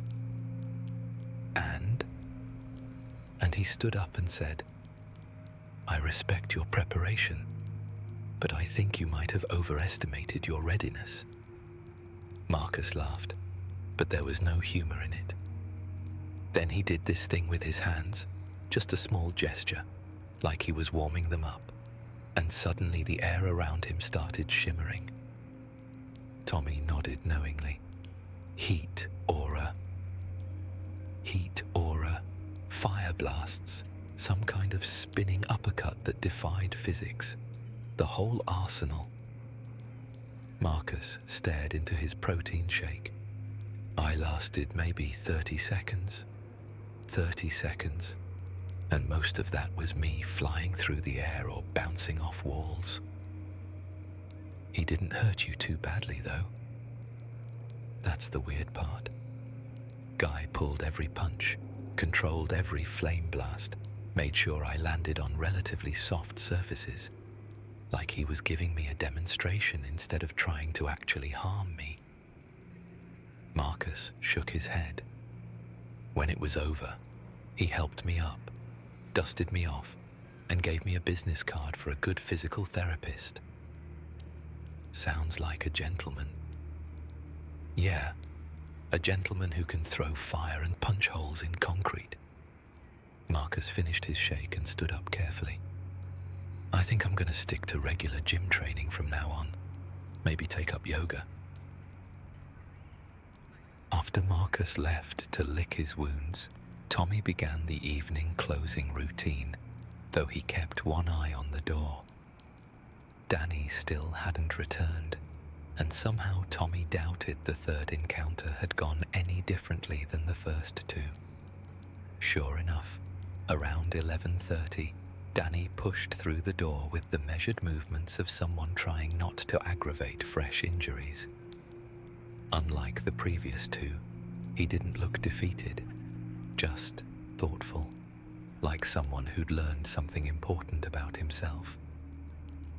Beer, Danny said, settling onto his usual stool.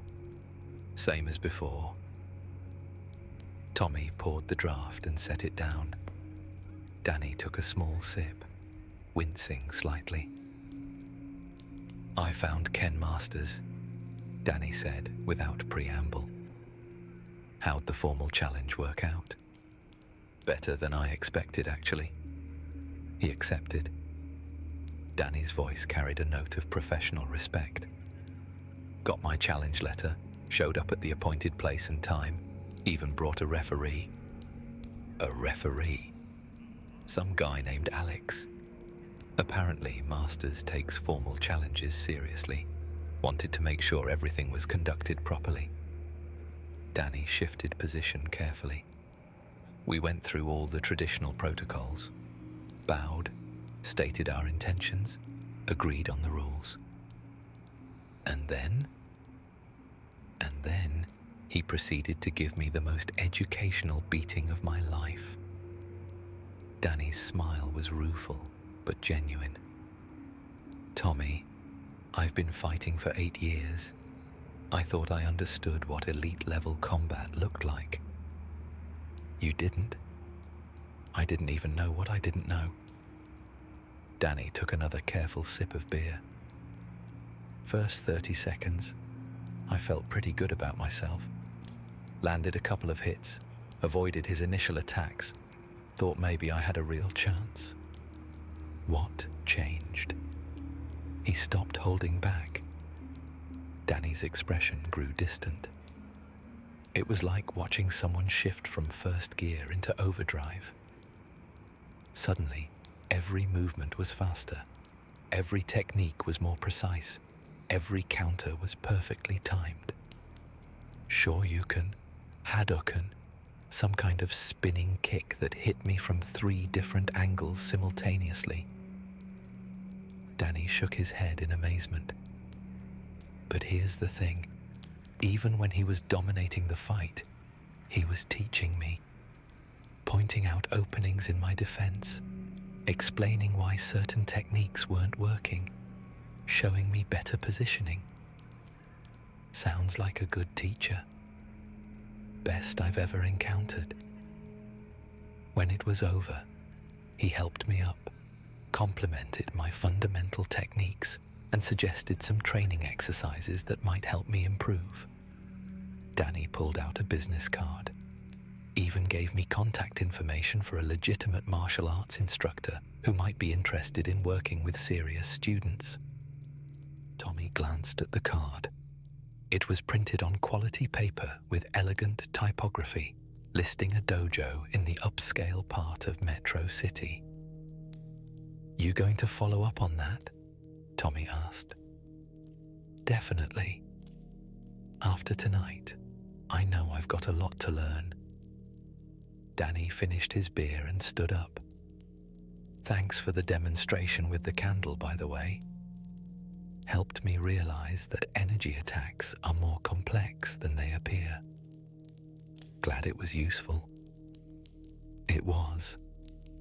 Made me approach the fight with more respect for his techniques. Probably why I lasted as long as I did. Danny headed toward the door, then paused. "Oh, and Dizzy?" "Yeah?" "Ken Masters says hi. Apparently he knows you from the old tournament circuit." After Danny left, Tommy finished the closing routine with a satisfied smile. Sarah emerged from the office with the evening's receipts and a knowing look. "Let me guess," she said. "Ken Masters handled all 3 of them without breaking a sweat." Without breaking a sweat, without causing permanent damage, and apparently while providing career counseling and educational resources. Tommy turned off the main lights, leaving only the emergency lighting and the flickering neon sign outside. Got to admire his professionalism. "You think the bounty hunters will spread the word?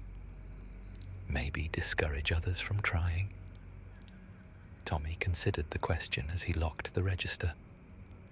"Brad will probably tell everyone who'll listen about the mysterious fighter who can make people fly through the air with a gesture. Marcus will go back to his gym and regale his workout buddies with stories about fire attacks and impossible acrobatics. And Danny will probably become a better fighter because of tonight. Might even thank Ken Masters for the lesson someday." They walked toward the front door, Tommy turning off lights as they went. The broken fist settled into quiet darkness, ready for another day of stories, drinks, and the occasional amateur bounty hunter who thought they could change their life with one big score. "You think Ken Masters will actually stick around Metro City?" Sarah asked as he locked the front door. "For a while, probably. Guy's got to lay low somewhere, and Metro City's got good fighters, good training facilities, and apparently good bars for dealing with over-eager bounty hunters." Tommy grinned as they walked toward their cars. "Besides, I get the feeling he's enjoying the challenge. Not the bounty hunters themselves, that's probably more annoying than dangerous, but the chance to educate people about what real fighting looks like." "Educational beatings," she mused. educational beatings, Tommy confirmed, with career counseling and networking opportunities. As they reached their cars, Sarah paused. Think we'll see more bounty hunters tomorrow? Tommy looked back at the broken fist, its flickering neon sign casting erratic shadows on the sidewalk. Somewhere out there, Ken Masters was probably finding a place to rest for the night, secure in the knowledge that his impromptu teaching sessions had discouraged at least 3 potential problems. Tomorrow would bring new customers, new stories, and quite possibly new amateur fighters convinced they could succeed where others had failed. Probably, Tommy said with a chuckle. But hey, it's good for business. Nothing brings people together like shared stories about getting thoroughly outclassed by a professional. As he drove home through the quiet streets of Metro City, Tommy reflected on the evening's events. Running a bar in a city full of fighters meant dealing with all kinds of dreams and delusions, but nights like this reminded him why he loved the job. Everyone deserved a chance to learn something about themselves, even if the lesson came in the form of a respectful but decisive defeat. Tomorrow, the broken fist would open its doors again, ready for whatever combination of regulars, newcomers, and aspiring bounty hunters might walk through. And somewhere in Metro City, Ken Masters would probably be preparing for another day of educational encounters with people who thought $1 million bounty was easier money than it appeared. Tommy's last thought before entering his modest home was wondering if he should start keeping a first aid kit behind the bar, just in case future bounty hunters were less fortunate than tonight's trio. Then again, knowing Ken Masters' reputation for precision and restraint, the biggest injuries would probably be to pride rather than anything requiring medical attention. Ah, Tommy mused with a sigh. Just another night at the Broken Fist.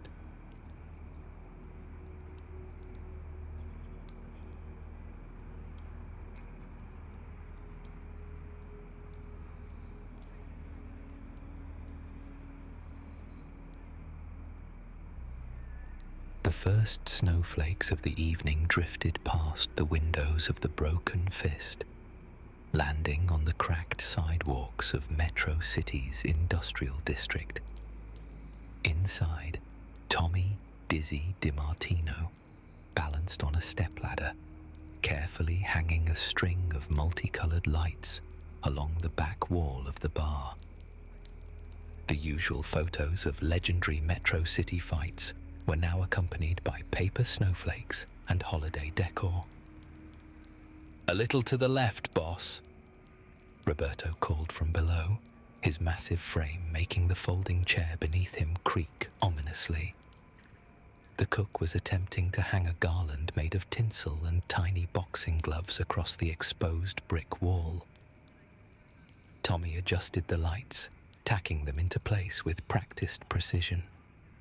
His athletic build still served him well for such tasks, though the stepladder felt higher than it had in previous years. Christmas Eve had arrived with unexpected intensity, bringing with it the first real snowstorm of the season. Weather reports warned of 6 to 8 inches by midnight, but that hadn't stopped the Broken Fist from preparing for its annual Christmas celebration.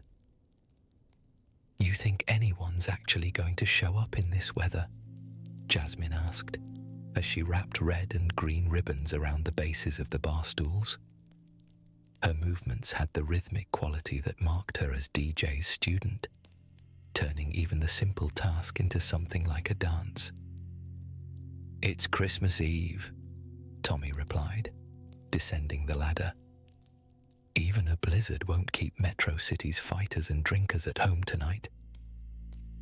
The door opened, bringing a gust of frigid air and the bar's head waitress, Sura. She stomped snow from her boots and unwound a scarf from around her neck, her blonde ponytail dusted with white flakes. "It's getting worse out there," she announced, brushing snow from her shoulders. "But I got the ingredients for the Christmas punch."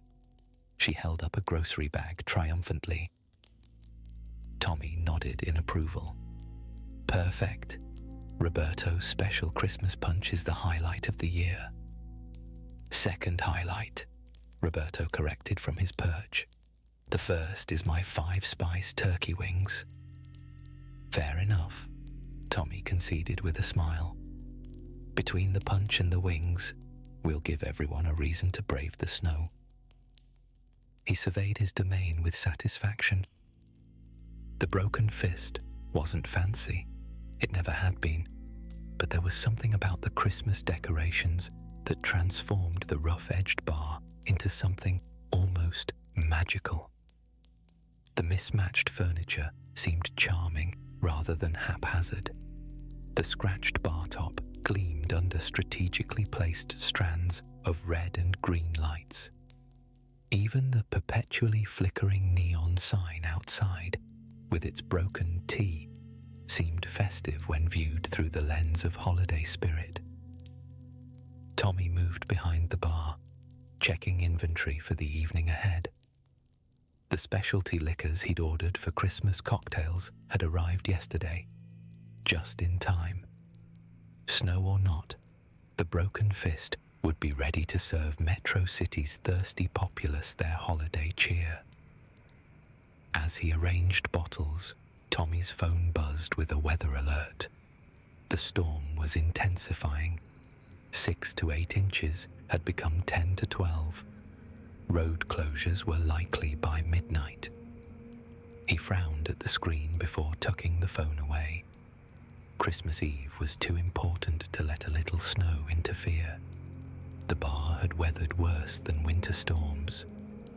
"Hey, boss," Roberto called from the kitchen doorway. "The special ingredient arrived for the food." Tommy raised an eyebrow. "Please tell me it's actual food-grade ingredients this time." Roberto grinned, patting his chest in mock offense. "You wound me.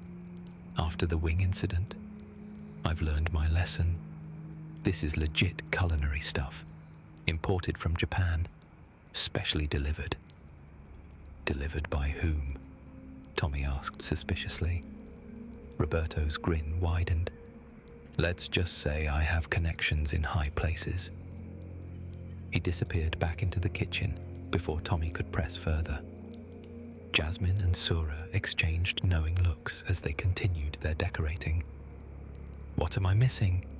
Tommy asked the waitresses. "Nothing," they chorused with such perfect innocence that Tommy knew they were absolutely hiding something. Before he could interrogate them, the front door swung open again. A tall figure stood silhouetted against the swirling snow, white flakes creating a halo around a red headband. "We're not officially open for another hour," Tommy called out, then paused as the figure stepped into the light. "Wait, are you?" Ryu, the legendary street fighter and wandering warrior, stomped snow from his sandals onto the welcome mat. His usual white GI was partially covered by a travel bag slung over his shoulder, and his expression carried its customary intensity, though now mingled with what appeared to be confusion. "Greetings, my name is Ryu," he stated flatly. "I'm looking for Ken Masters. I was told he sometimes visits your establishment." A stunned silence fell over the bar. Sura froze mid-decoration, her eyes widening to saucer-like proportions. Jasmine nearly dropped the ribbons she was holding. Even Roberto poked his head out of the kitchen, mouth agape. Tommy recovered first, his years of dealing with fighters of all temperaments coming to his aid. "Ken does stop by occasionally, but he's not here now. Welcome to the Broken Fist. I'm Tommy DiMartino, the owner." Ryu nodded, respect flickering across his features at the introduction. The underground champion. I've heard of you. He glanced around the decorated bar with evident confusion. What's all this?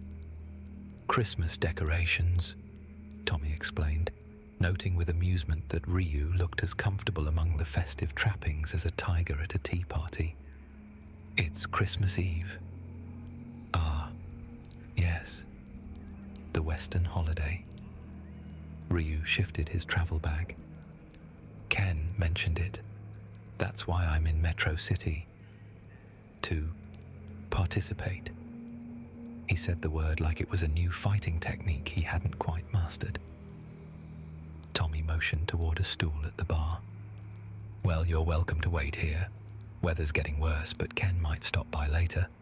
We're having our annual Christmas gathering tonight. Ryu hesitated, then approached the bar with the deliberate steps of a man entering unfamiliar territory. I need to find an appropriate gift, he said, the last word coming out awkwardly.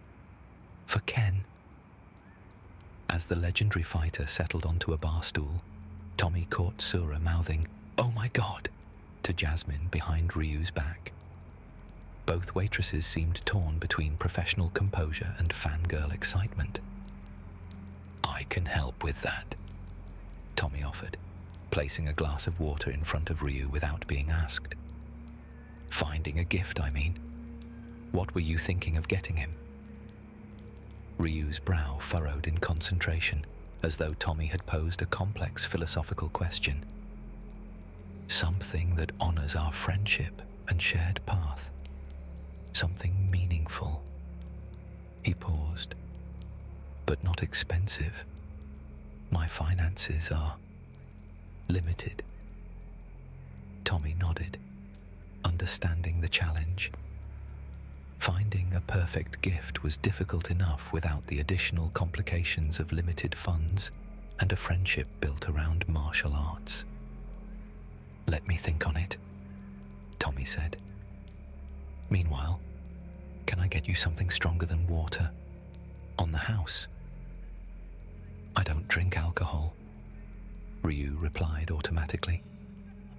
I've got just the thing, Tommy said, turning to prepare a non-alcoholic hot spiced cider he kept on hand for designated drivers and those who, like himself, practiced sobriety despite working in a bar. As he worked, Tommy couldn't help but feel a sense of wonder at the situation. Ryu, the Ryu, was sitting at his bar, looking uncomfortable among Christmas decorations and asking for advice about gift-giving. It was like watching a wolf try to navigate a children's birthday party. Fascinating, slightly concerning, and undeniably entertaining. The evening was just beginning, and already the Broken Fist's Christmas celebration promised to be unlike any that had come before.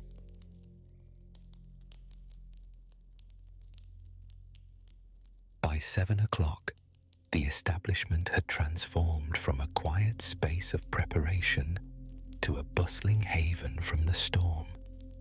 Despite the increasingly treacherous weather, or perhaps because of it, the bar was nearly full.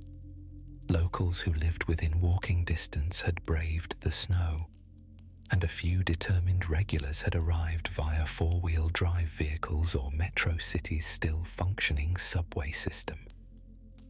Christmas music playing through the speakers competed with the hum of conversation and occasional bursts of laughter.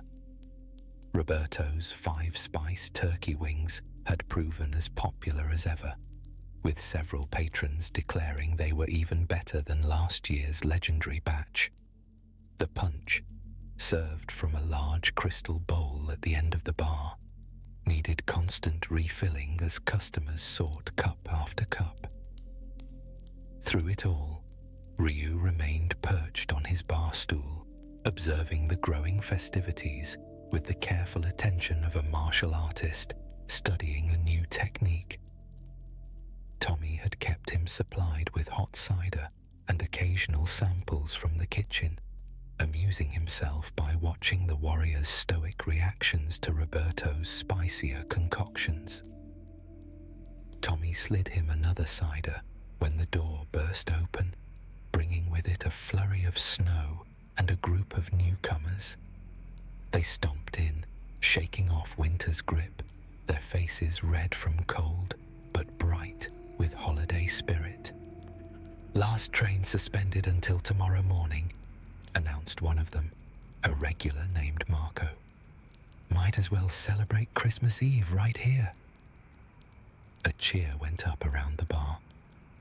Tommy exchanged glances with Sura and Jasmine, who nodded in understanding.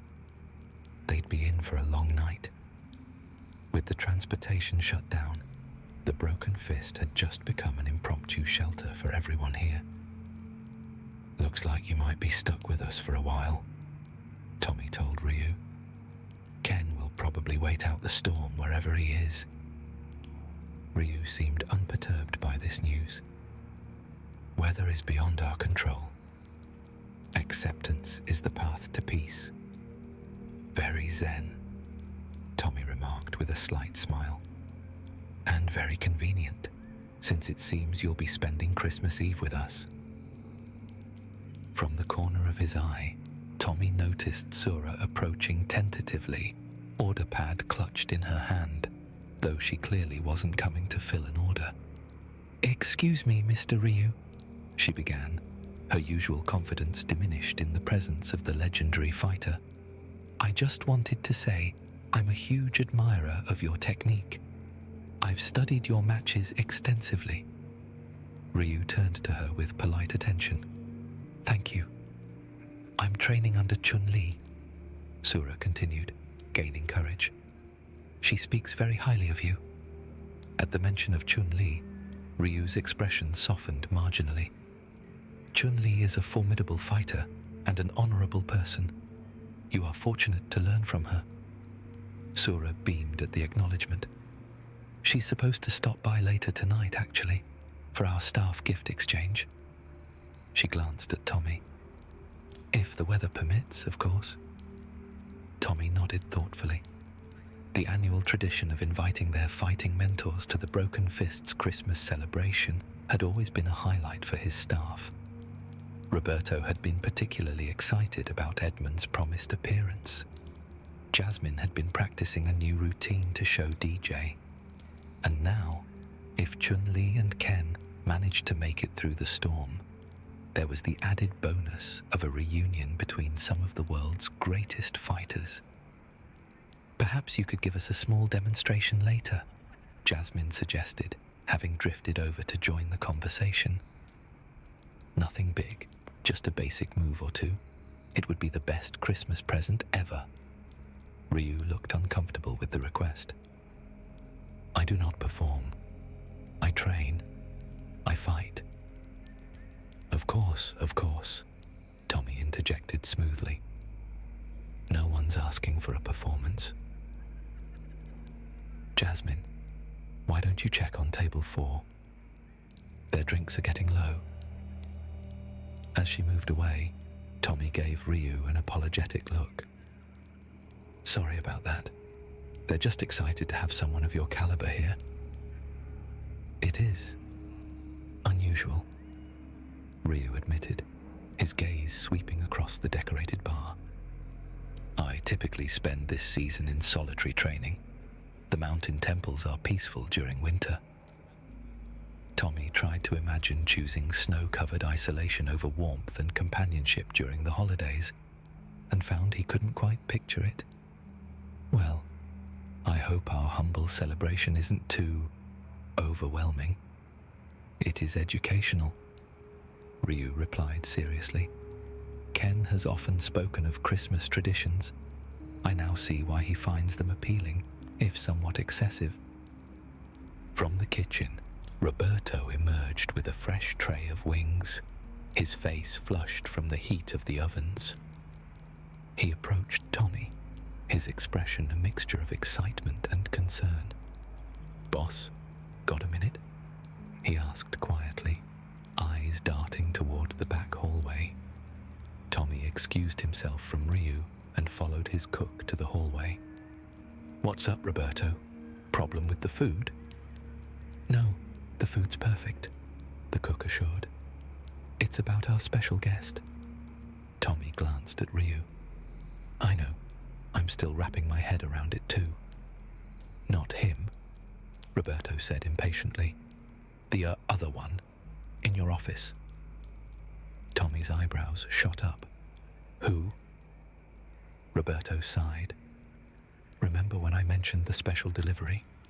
Well, the delivery person brought more than just ingredients, and now he's waiting for the right moment to make his appearance." Realization dawned on Tommy. "Don't tell me.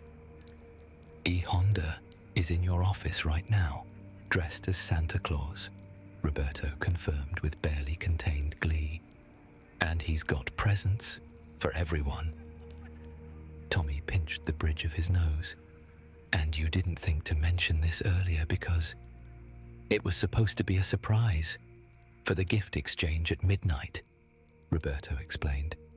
"He's been planning it for weeks, but now with Ryu here and the storm trapping everyone, it complicates things." Tommy finished for him. "Does anyone else know?"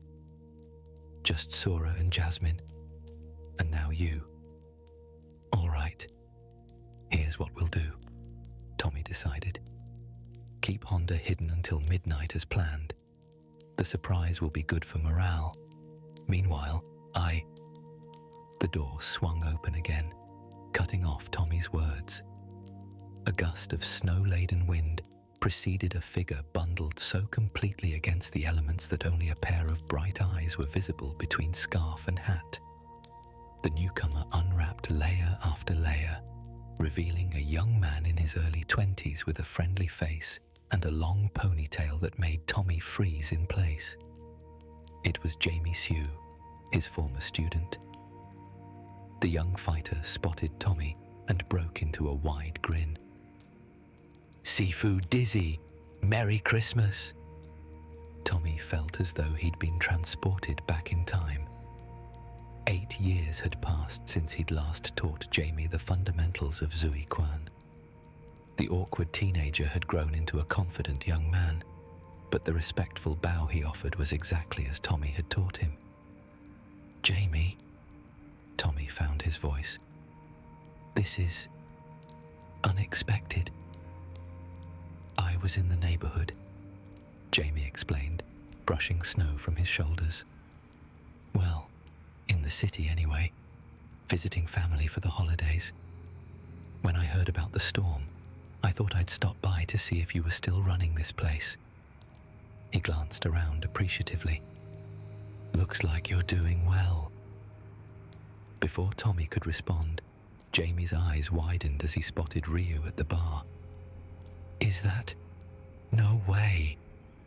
As Jamie bounded over to introduce himself to the legendary fighter, Tommy stood rooted to the spot, a complex mix of emotions washing over him.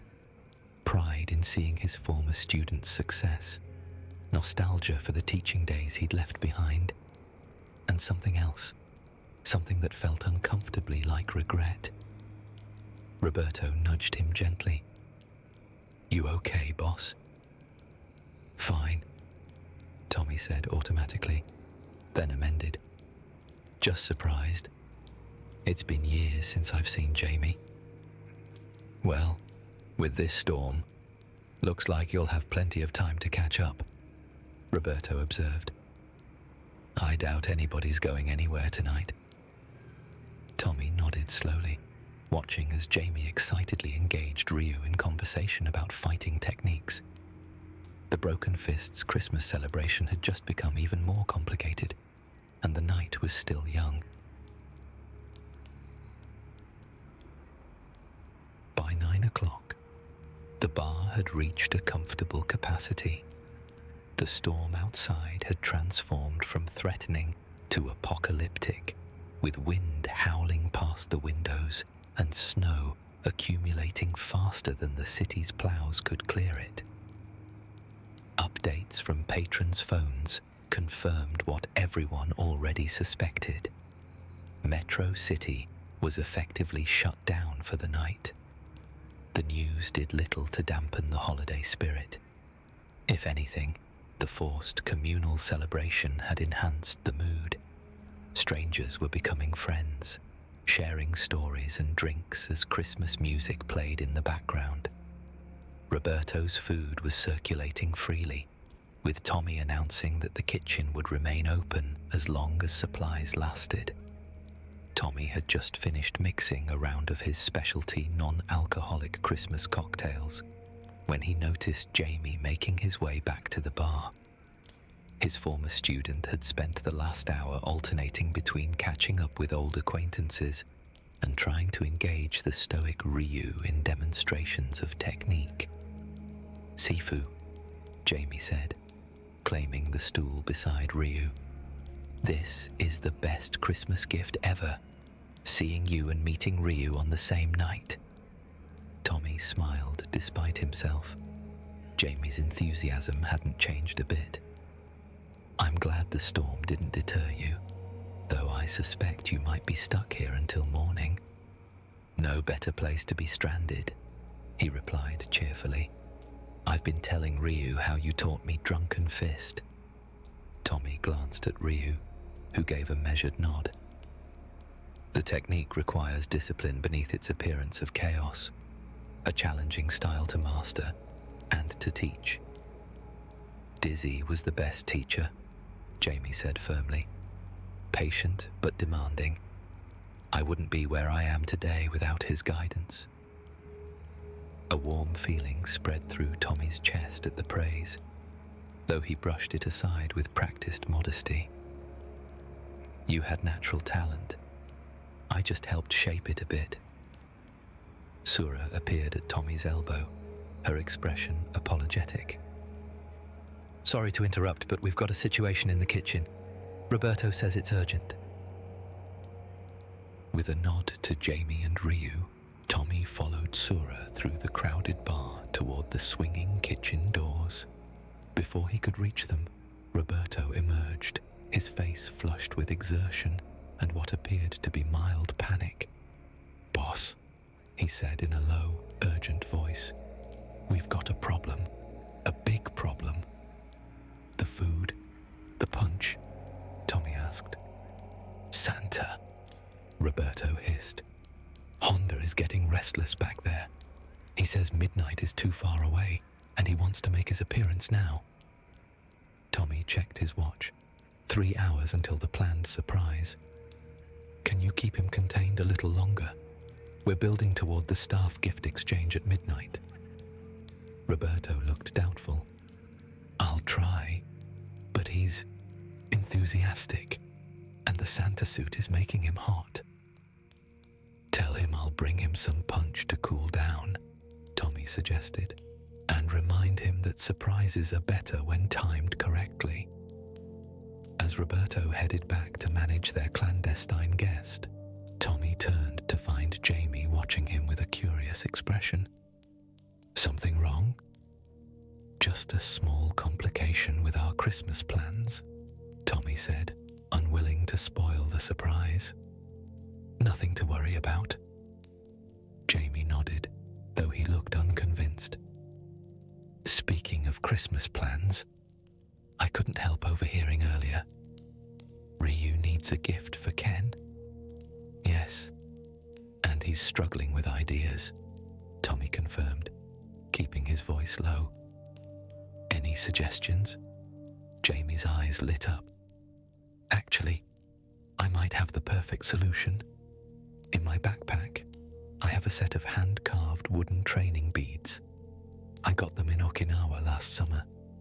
They're meant for grip strength and meditation, perfect for a fighter like Ken." Tommy raised an eyebrow, impressed. "That actually sounds ideal. You'd be willing to part with them? For Ryu to give to Ken?"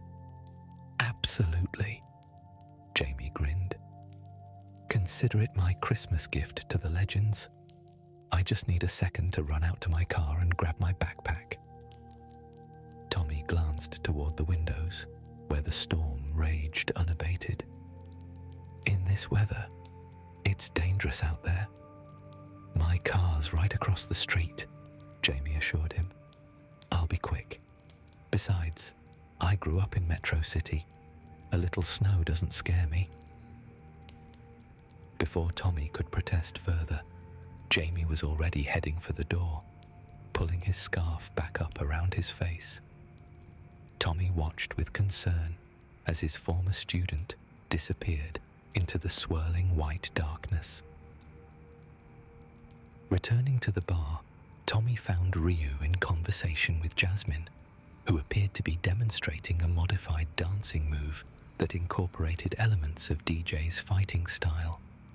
The warrior was watching with polite attention, though his expression suggested he found the concept of dancing as combat both foreign and slightly puzzling. "Ryu," Tommy said, sliding back behind the bar. "Good news about your gift problem. Help is on the way." Ryu turned to him with a questioning look. "From your former student?" "Jamie's got something that might be perfect for Ken," Tommy confirmed. "He just went to retrieve it from his car." As if on cue, the bar's door burst open, revealing Jamie covered head to toe in fresh snow, clutching a backpack to his chest.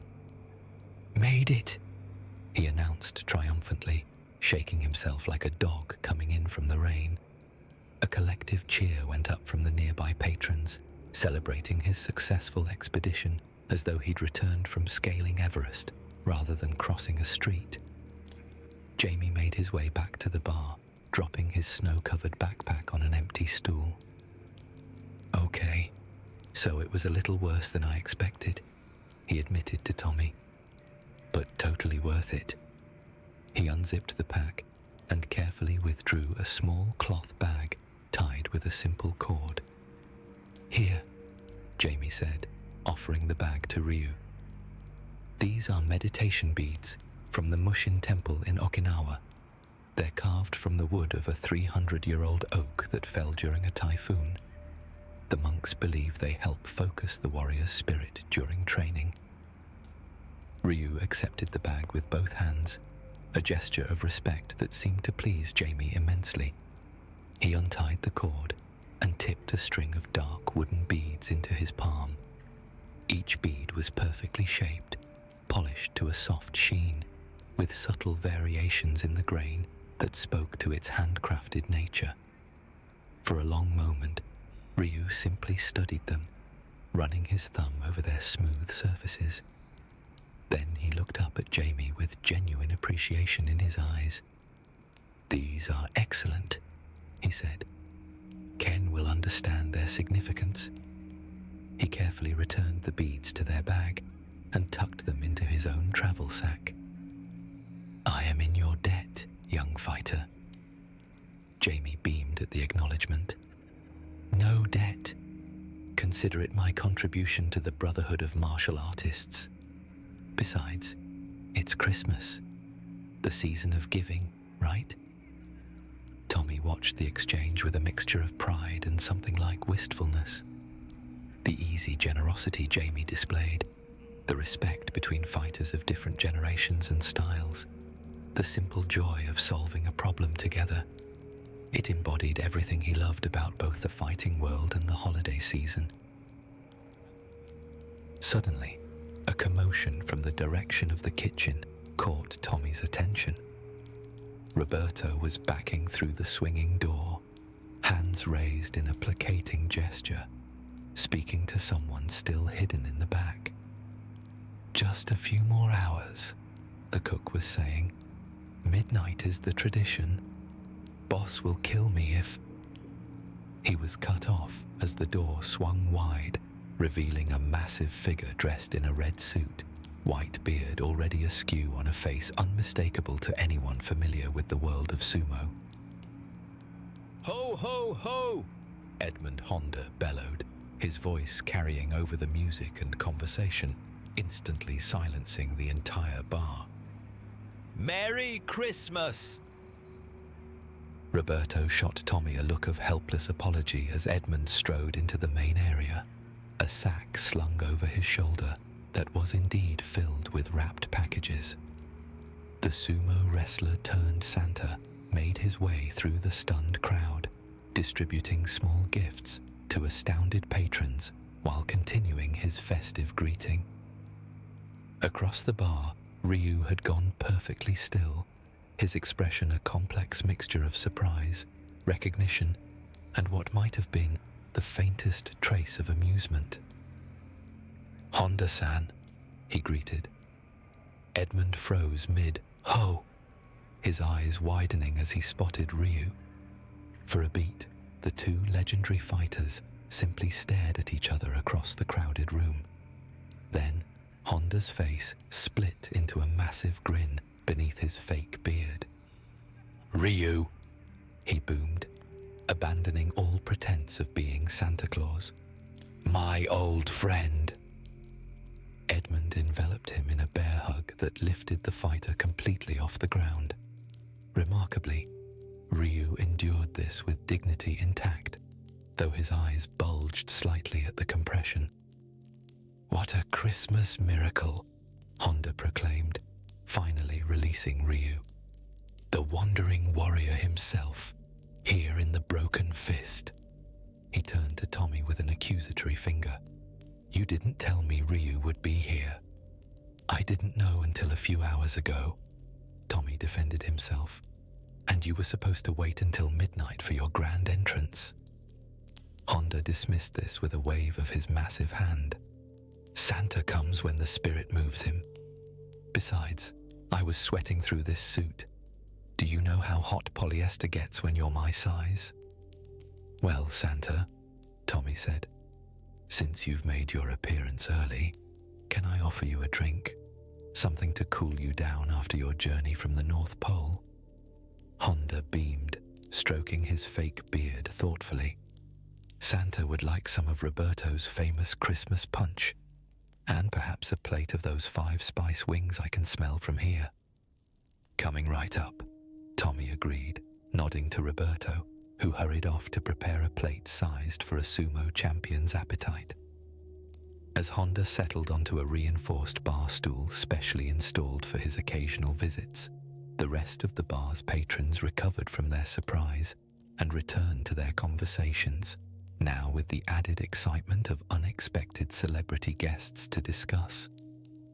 Jamie sidled up to Tommy, eyes wide with wonder. "This is officially the best Christmas ever. Ryu and E. Honda. Sifu, your bar is legendary." Tommy smiled, pouring a generous cup of punch for Honda. "Just a typical Christmas at the Broken Fist," he said with a casualness he didn't entirely feel. The night was veering wildly from his carefully laid plans, but somehow it was becoming all the more memorable for it. As he served Honda his punch, Tommy caught sight of the clock above the bar. Just past 10. 2 hours until midnight, when the staff gift exchange was meant to happen. With Edmund's bag of gifts already distributed, and the storm showing no signs of abating, Tommy wondered what other unexpected events the night might bring. He didn't have to wonder long. The door opened once more, admitting not only a flurry of snow, but 3 more familiar figures, their entrance punctuated by gasps of recognition from around the bar. Chun-Li, DJ, and, most surprisingly of all, Ken Masters himself stood in the doorway, shaking off the winter weather. "Did we miss the party?" the latter called out, his trademark grin flashing beneath snow-dusted blonde hair. "Or is there still some Christmas cheer left in this joint?" The night, it seemed, had only just begun. The arrival of the legendary trio completed what patrons would later refer to as the Christmas miracle at the Broken Fist. The unexpected gathering of legendary street fighters in a neighborhood bar during a snowstorm would become Metro City lore, retold and likely embellished in dojos and training halls for years to come. Ken made a beeline for Ryu, clapping his old friend on the shoulder with genuine delight. "I thought I might find you here. When you weren't at my place by 8, I figured you'd gotten caught in the storm." Ryu looked faintly embarrassed. "I was delayed trying to find a suitable gift." "A gift? For me?" Ken's grin widened. "Ryu, you shouldn't have. Your presence is gift enough. You know how Eliza loves having you for the holidays." Meanwhile, Sura and Jasmine had rushed to greet their respective mentors. Chun-Li embraced her student warmly, while DJ exchanged an elaborate handshake with Jasmine that evolved into a brief, rhythm-heavy dance move. "We coordinated our arrival," Chun-Li explained to Tommy as she approached the bar. "When the storm warnings increased, we decided to travel together in Ken's SUV. It has snow tires and 4-wheel drive.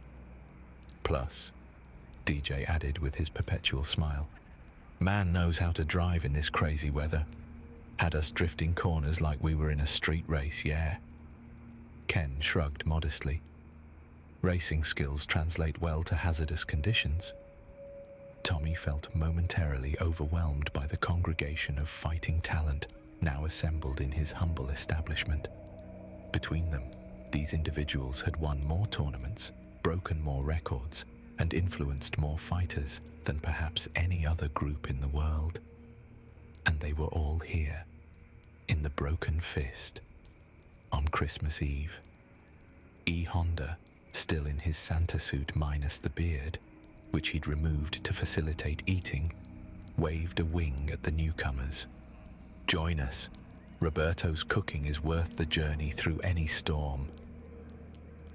As the new arrivals settled in, accepting drinks and introductions to other patrons, Tommy found himself at the center of a whirlwind of activity. Everyone wanted special Christmas cocktails. Jasmine and Sura were filling orders faster than Roberto could fill them. And through it all, Tommy kept catching glimpses of Jamie, moving among the legends with easy confidence, exchanging techniques and stories as though he belonged in their illustrious company. Which, Tommy realized with a start, he did. His former student had grown into a fighter worthy of respect in his own right. "He reminds me of you," a voice said beside him, startling Tommy from his thoughts. Ken had approached the bar while Tommy was distracted. "Jamie. He has your foundation, but he's built something unique on top of it. That's the mark of a good teacher." Tommy busied himself mixing a cocktail to hide his surprise at the observation. "I only taught him for a few years when he was a teenager." "Sometimes that's all it takes," Ken replied, accepting the drink Tommy handed him. "The right mentor at the right moment." He raised his glass in a toast.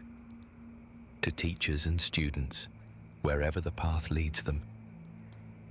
Tommy clinked his own glass of sparkling water against Ken's. "I'll drink to that." The bar had reached a pleasant capacity, warm with bodies and conversation, despite the howling storm outside. The Christmas music had been temporarily replaced by DJ, who had commandeered the sound system and was now playing a mix of holiday classics infused with his signature Caribbean rhythms. Several patrons had cleared a small space for dancing, with Jasmine leading an impromptu lesson in basic steps. Even Ryu seemed to be relaxing into the festive atmosphere, though he still maintained his distance from the most raucous activities. Roberto appeared at Tommy's elbow, wiping his hands on his apron. "Boss, it's almost midnight. Should we set up for the gift exchange?" Tommy glanced at the clock. 11:45. 15 minutes until the official Broken Fist staff exchange, an annual tradition that now, unexpectedly, would include all of their mentors in person. "Start clearing the central area," Tommy instructed. "We'll need space for everyone to gather." As Roberto moved away to begin arrangements, Tommy felt a presence beside him and turned to find Jamie watching him with a thoughtful expression. "What?" Tommy asked, suddenly self-conscious. "I was just thinking," Jamie said, "about our last Christmas training session. Remember? You made me practice cup balance for 3 hours in the snow." Tommy winced at the memory. "I was trying to teach you patience and precision under adverse conditions." "Oh, it worked," Jamie assured him with a laugh.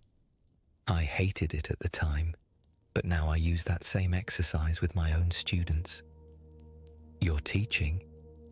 Tommy couldn't keep the surprise from his voice. Jamie nodded proudly. "Just beginners. A small class at the community centre near my mum's place. Kids who need direction, like I did." A warm feeling spread through Tommy's chest that had nothing to do with the heat of the crowded bar. That's great, Jamie." "I told them about you," Jamie continued, "about how the drunken fist isn't about actual drinking, but about finding balance between structure and chaos, about how you taught me to be unpredictable but never undisciplined." Roberto's voice suddenly rose above the noise of the bar. "Attention, everyone. It's almost midnight, which means it's time for the Broken Fist's annual gift exchange." The music faded, and conversations quieted as patrons moved to clear a space in the center of the room. Tommy made his way to join his staff, noticing that someone, likely Jasmine, had arranged 5 chairs in a semicircle for the legendary fighters. Roberto stepped into the center of the circle, playing the role of master of ceremonies with evident delight. As is tradition at the Broken Fist, Christmas Eve culminates with the exchange of gifts between masters and students. This year, we're incredibly honored to have all of our mentors present. A round of applause went up from the gathered patrons, many of whom had become regular witnesses to this annual tradition over the years. "First," Roberto continued, "Sura, would you like to present your gift to Master Chun-Li?" Sura stepped forward, a small, beautifully wrapped package in her hands. "Sifu," she said, bowing respectfully before offering the gift. "This is a small token of my gratitude for your guidance." Chun-Li accepted the package with grace, unwrapping it carefully to reveal a delicate silk scarf hand-painted with cherry blossoms. "It's beautiful," she said, clearly touched by the gesture. She draped it around her neck immediately. "And now, for my student." She produced a small wooden box from her bag, presenting it to Sura. Inside was a set of ornate hairpins carved with intricate dragon designs. "These belonged to my mother," Chun-Li explained softly. "I believe she would be proud to see them worn by a fighter of your dedication." Sura's eyes widened in shock. I can't accept these. They're too precious." "The true value of a treasure is in passing it on to those who will honor its legacy," Chun-Li replied warmly. The exchange continued with Jasmine presenting DJ with a custom mixed music track that incorporated sounds from his most famous victories, while he gave her a pair of special training shoes he had designed himself. Roberto gave Honda a rare cookbook of traditional Japanese recipes, receiving in return a ceremonial cooking knife that the sumo champion claimed had been blessed by kitchen spirits. Then it was Ken's turn, standing up with a theatrical flourish.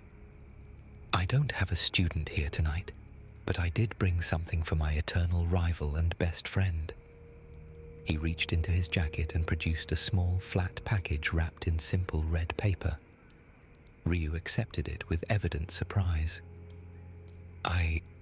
I wasn't expecting." "Just open it," Ken insisted with a grin. Carefully, Ryu unwrapped the package to reveal an old photograph in a simple frame. It showed two young boys in white gis standing in front of a dojo, both sporting identical determined expressions despite their youth.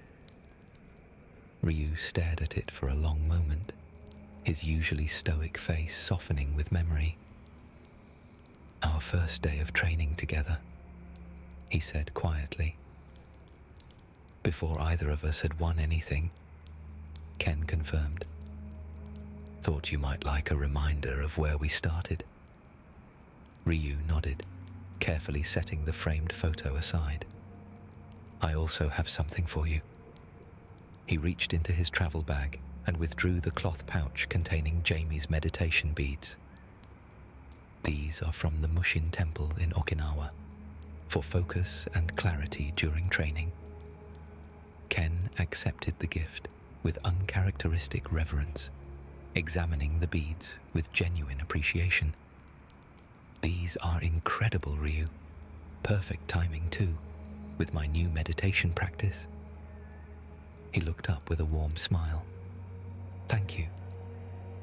An approving murmur went through the crowd as the two legendary fighters exchanged a brief, firm handshake that spoke volumes about their decades of friendship. "And finally," Roberto announced, turning to Tommy with a knowing smile, "our esteemed boss, Dizzy DiMartino, has an unexpected reunion with his former student, Jamie." Tommy felt suddenly unprepared as all eyes turned to him. He hadn't anticipated Jamie's presence tonight and had no gift prepared. Before he could explain this, however, Jamie stepped forward. "Sifu," Jamie said, producing a small package wrapped in simple brown paper. "I've been carrying this for 3 years, waiting for the right moment." Moved by the gesture, Tommy accepted the package.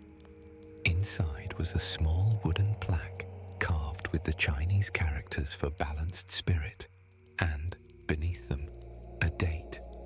The day Tommy had first agreed to teach Jamie the art of Zui Quan. "I commissioned it from a master carver in Beijing," Jamie explained, "to commemorate the day that changed my life." Tommy ran his fingers over the carved characters, momentarily at a loss for words. He hadn't realized how significant their training had been to Jamie, how the lessons had continued to shape his former student long after they'd parted ways. "I don't have anything prepared to give you," Tommy admitted finally. Jamie shook his head, smiling. "You already gave me the most important gift years ago, a foundation to build upon. But if you want to give me something tonight," he glanced around at the assembled fighters and patrons, "maybe a demonstration, for old time's sake?" A cheer of encouragement went up from the crowd. Tommy hesitated, feeling both self-conscious and nostalgic. It had been years since he'd performed the full form in front of an audience. But looking at Jamie's hopeful expression, at the supportive faces of his staff, at the legendary fighters who had braved a snowstorm to celebrate Christmas in his humble bar, Tommy found himself nodding. "All right," he agreed, moving to the center of the cleared space as patrons backed up to give him room. The traditional Zui Quan opening sequence, just this once. Tommy took a deep breath, centering himself. Then, in one fluid motion, he shifted into the first position of the drunken fist form. His body remembered the movements despite the years, flowing from stance to stance with a combination of precision and artful imbalance that defined the style. He moved as though constantly on the verge of falling, yet always finding perfect balance at the last possible moment. As he completed the sequence, ending in the traditional toast position, the bar erupted in applause. Jamie was beaming with pride, while even Ryu looked quietly impressed. "You've maintained your form well," Edmund commented appreciatively. "The balanced spirit indeed." Tommy bowed slightly, somewhat embarrassed by the attention, but pleased that his technique had held up under scrutiny from such accomplished fighters. As the formal gift exchange concluded, the party atmosphere resumed. DJ returned to his improvised sound station, starting the music again with a Christmas remix that had people moving back to the dance floor. The storm continued to rage outside, but inside the broken fist, warmth and celebration prevailed. Tommy found himself momentarily alone behind the bar, watching the scene with a sense of contented wonder. His staff mingling with their legendary mentors, patrons sharing drinks with world-famous fighters. It was far from the Christmas Eve he had planned, yet somehow perfect in its own chaotic way. The snow stopped falling sometime after 2 in the morning, though no one inside the broken fist noticed immediately. The celebration had continued unabated, with food and drinks flowing freely and conversation ranging from fighting techniques to holiday traditions around the world. By 3, the energy had begun to ebb.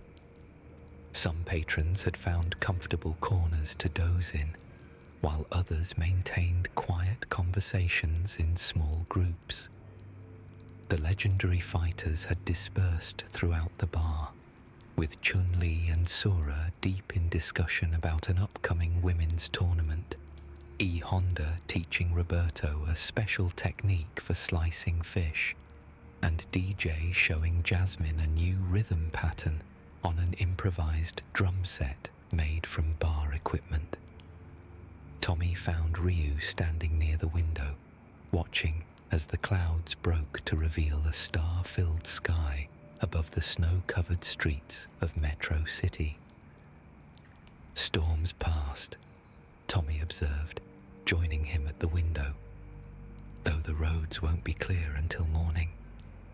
Ryu nodded. The silence after a storm is a special kind of peace. Tommy understood what he meant. The world outside looked transformed, pristine white covering the urban landscape, softening its rough edges in the moonlight. "Did you enjoy your first Christmas celebration?" Tommy asked. Ryu considered the question with his typical seriousness. "It was educational, different from what I expected." "How so?" "I had thought Christmas was primarily about the exchange of material gifts," Ryu explained.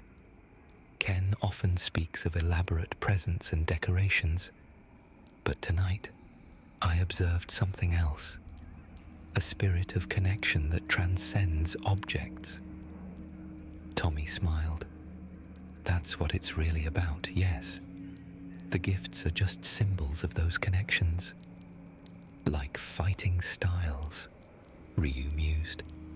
"The techniques are important, but they serve the deeper purpose of connecting practitioners across generations." "Exactly," Tommy agreed. Across the room, Jamie had fallen asleep in a chair, his youthful face relaxed in slumber. Tommy felt a surge of protective affection for his former student, followed by pride in the man he had become. "You should resume teaching," Ryu said suddenly, following Tommy's gaze to Jamie. "You have a gift for it." Tommy started to dismiss the suggestion automatically, but stopped himself. "Maybe, in a limited way. I enjoy running this place, but I've missed the training aspect of my former life." "Balance can be found," Ryu observed, "between old paths and new ones." As Tommy contemplated the suggestion, Ken approached, yawning dramatically. "I hate to break up the philosophical chat, but some of us mere mortals need sleep. The roads should be passable by morning, and Eliza's expecting all of us for Christmas dinner." He clapped a hand on Ryu's shoulder. "That includes you, buddy. No disappearing on some training journey tomorrow." Ryu nodded solemnly. "I will be there." As Ken wandered off to find a comfortable spot to rest, Tommy realized the bar had settled into a peaceful quiet. Most patrons were sleeping or speaking in hushed tones.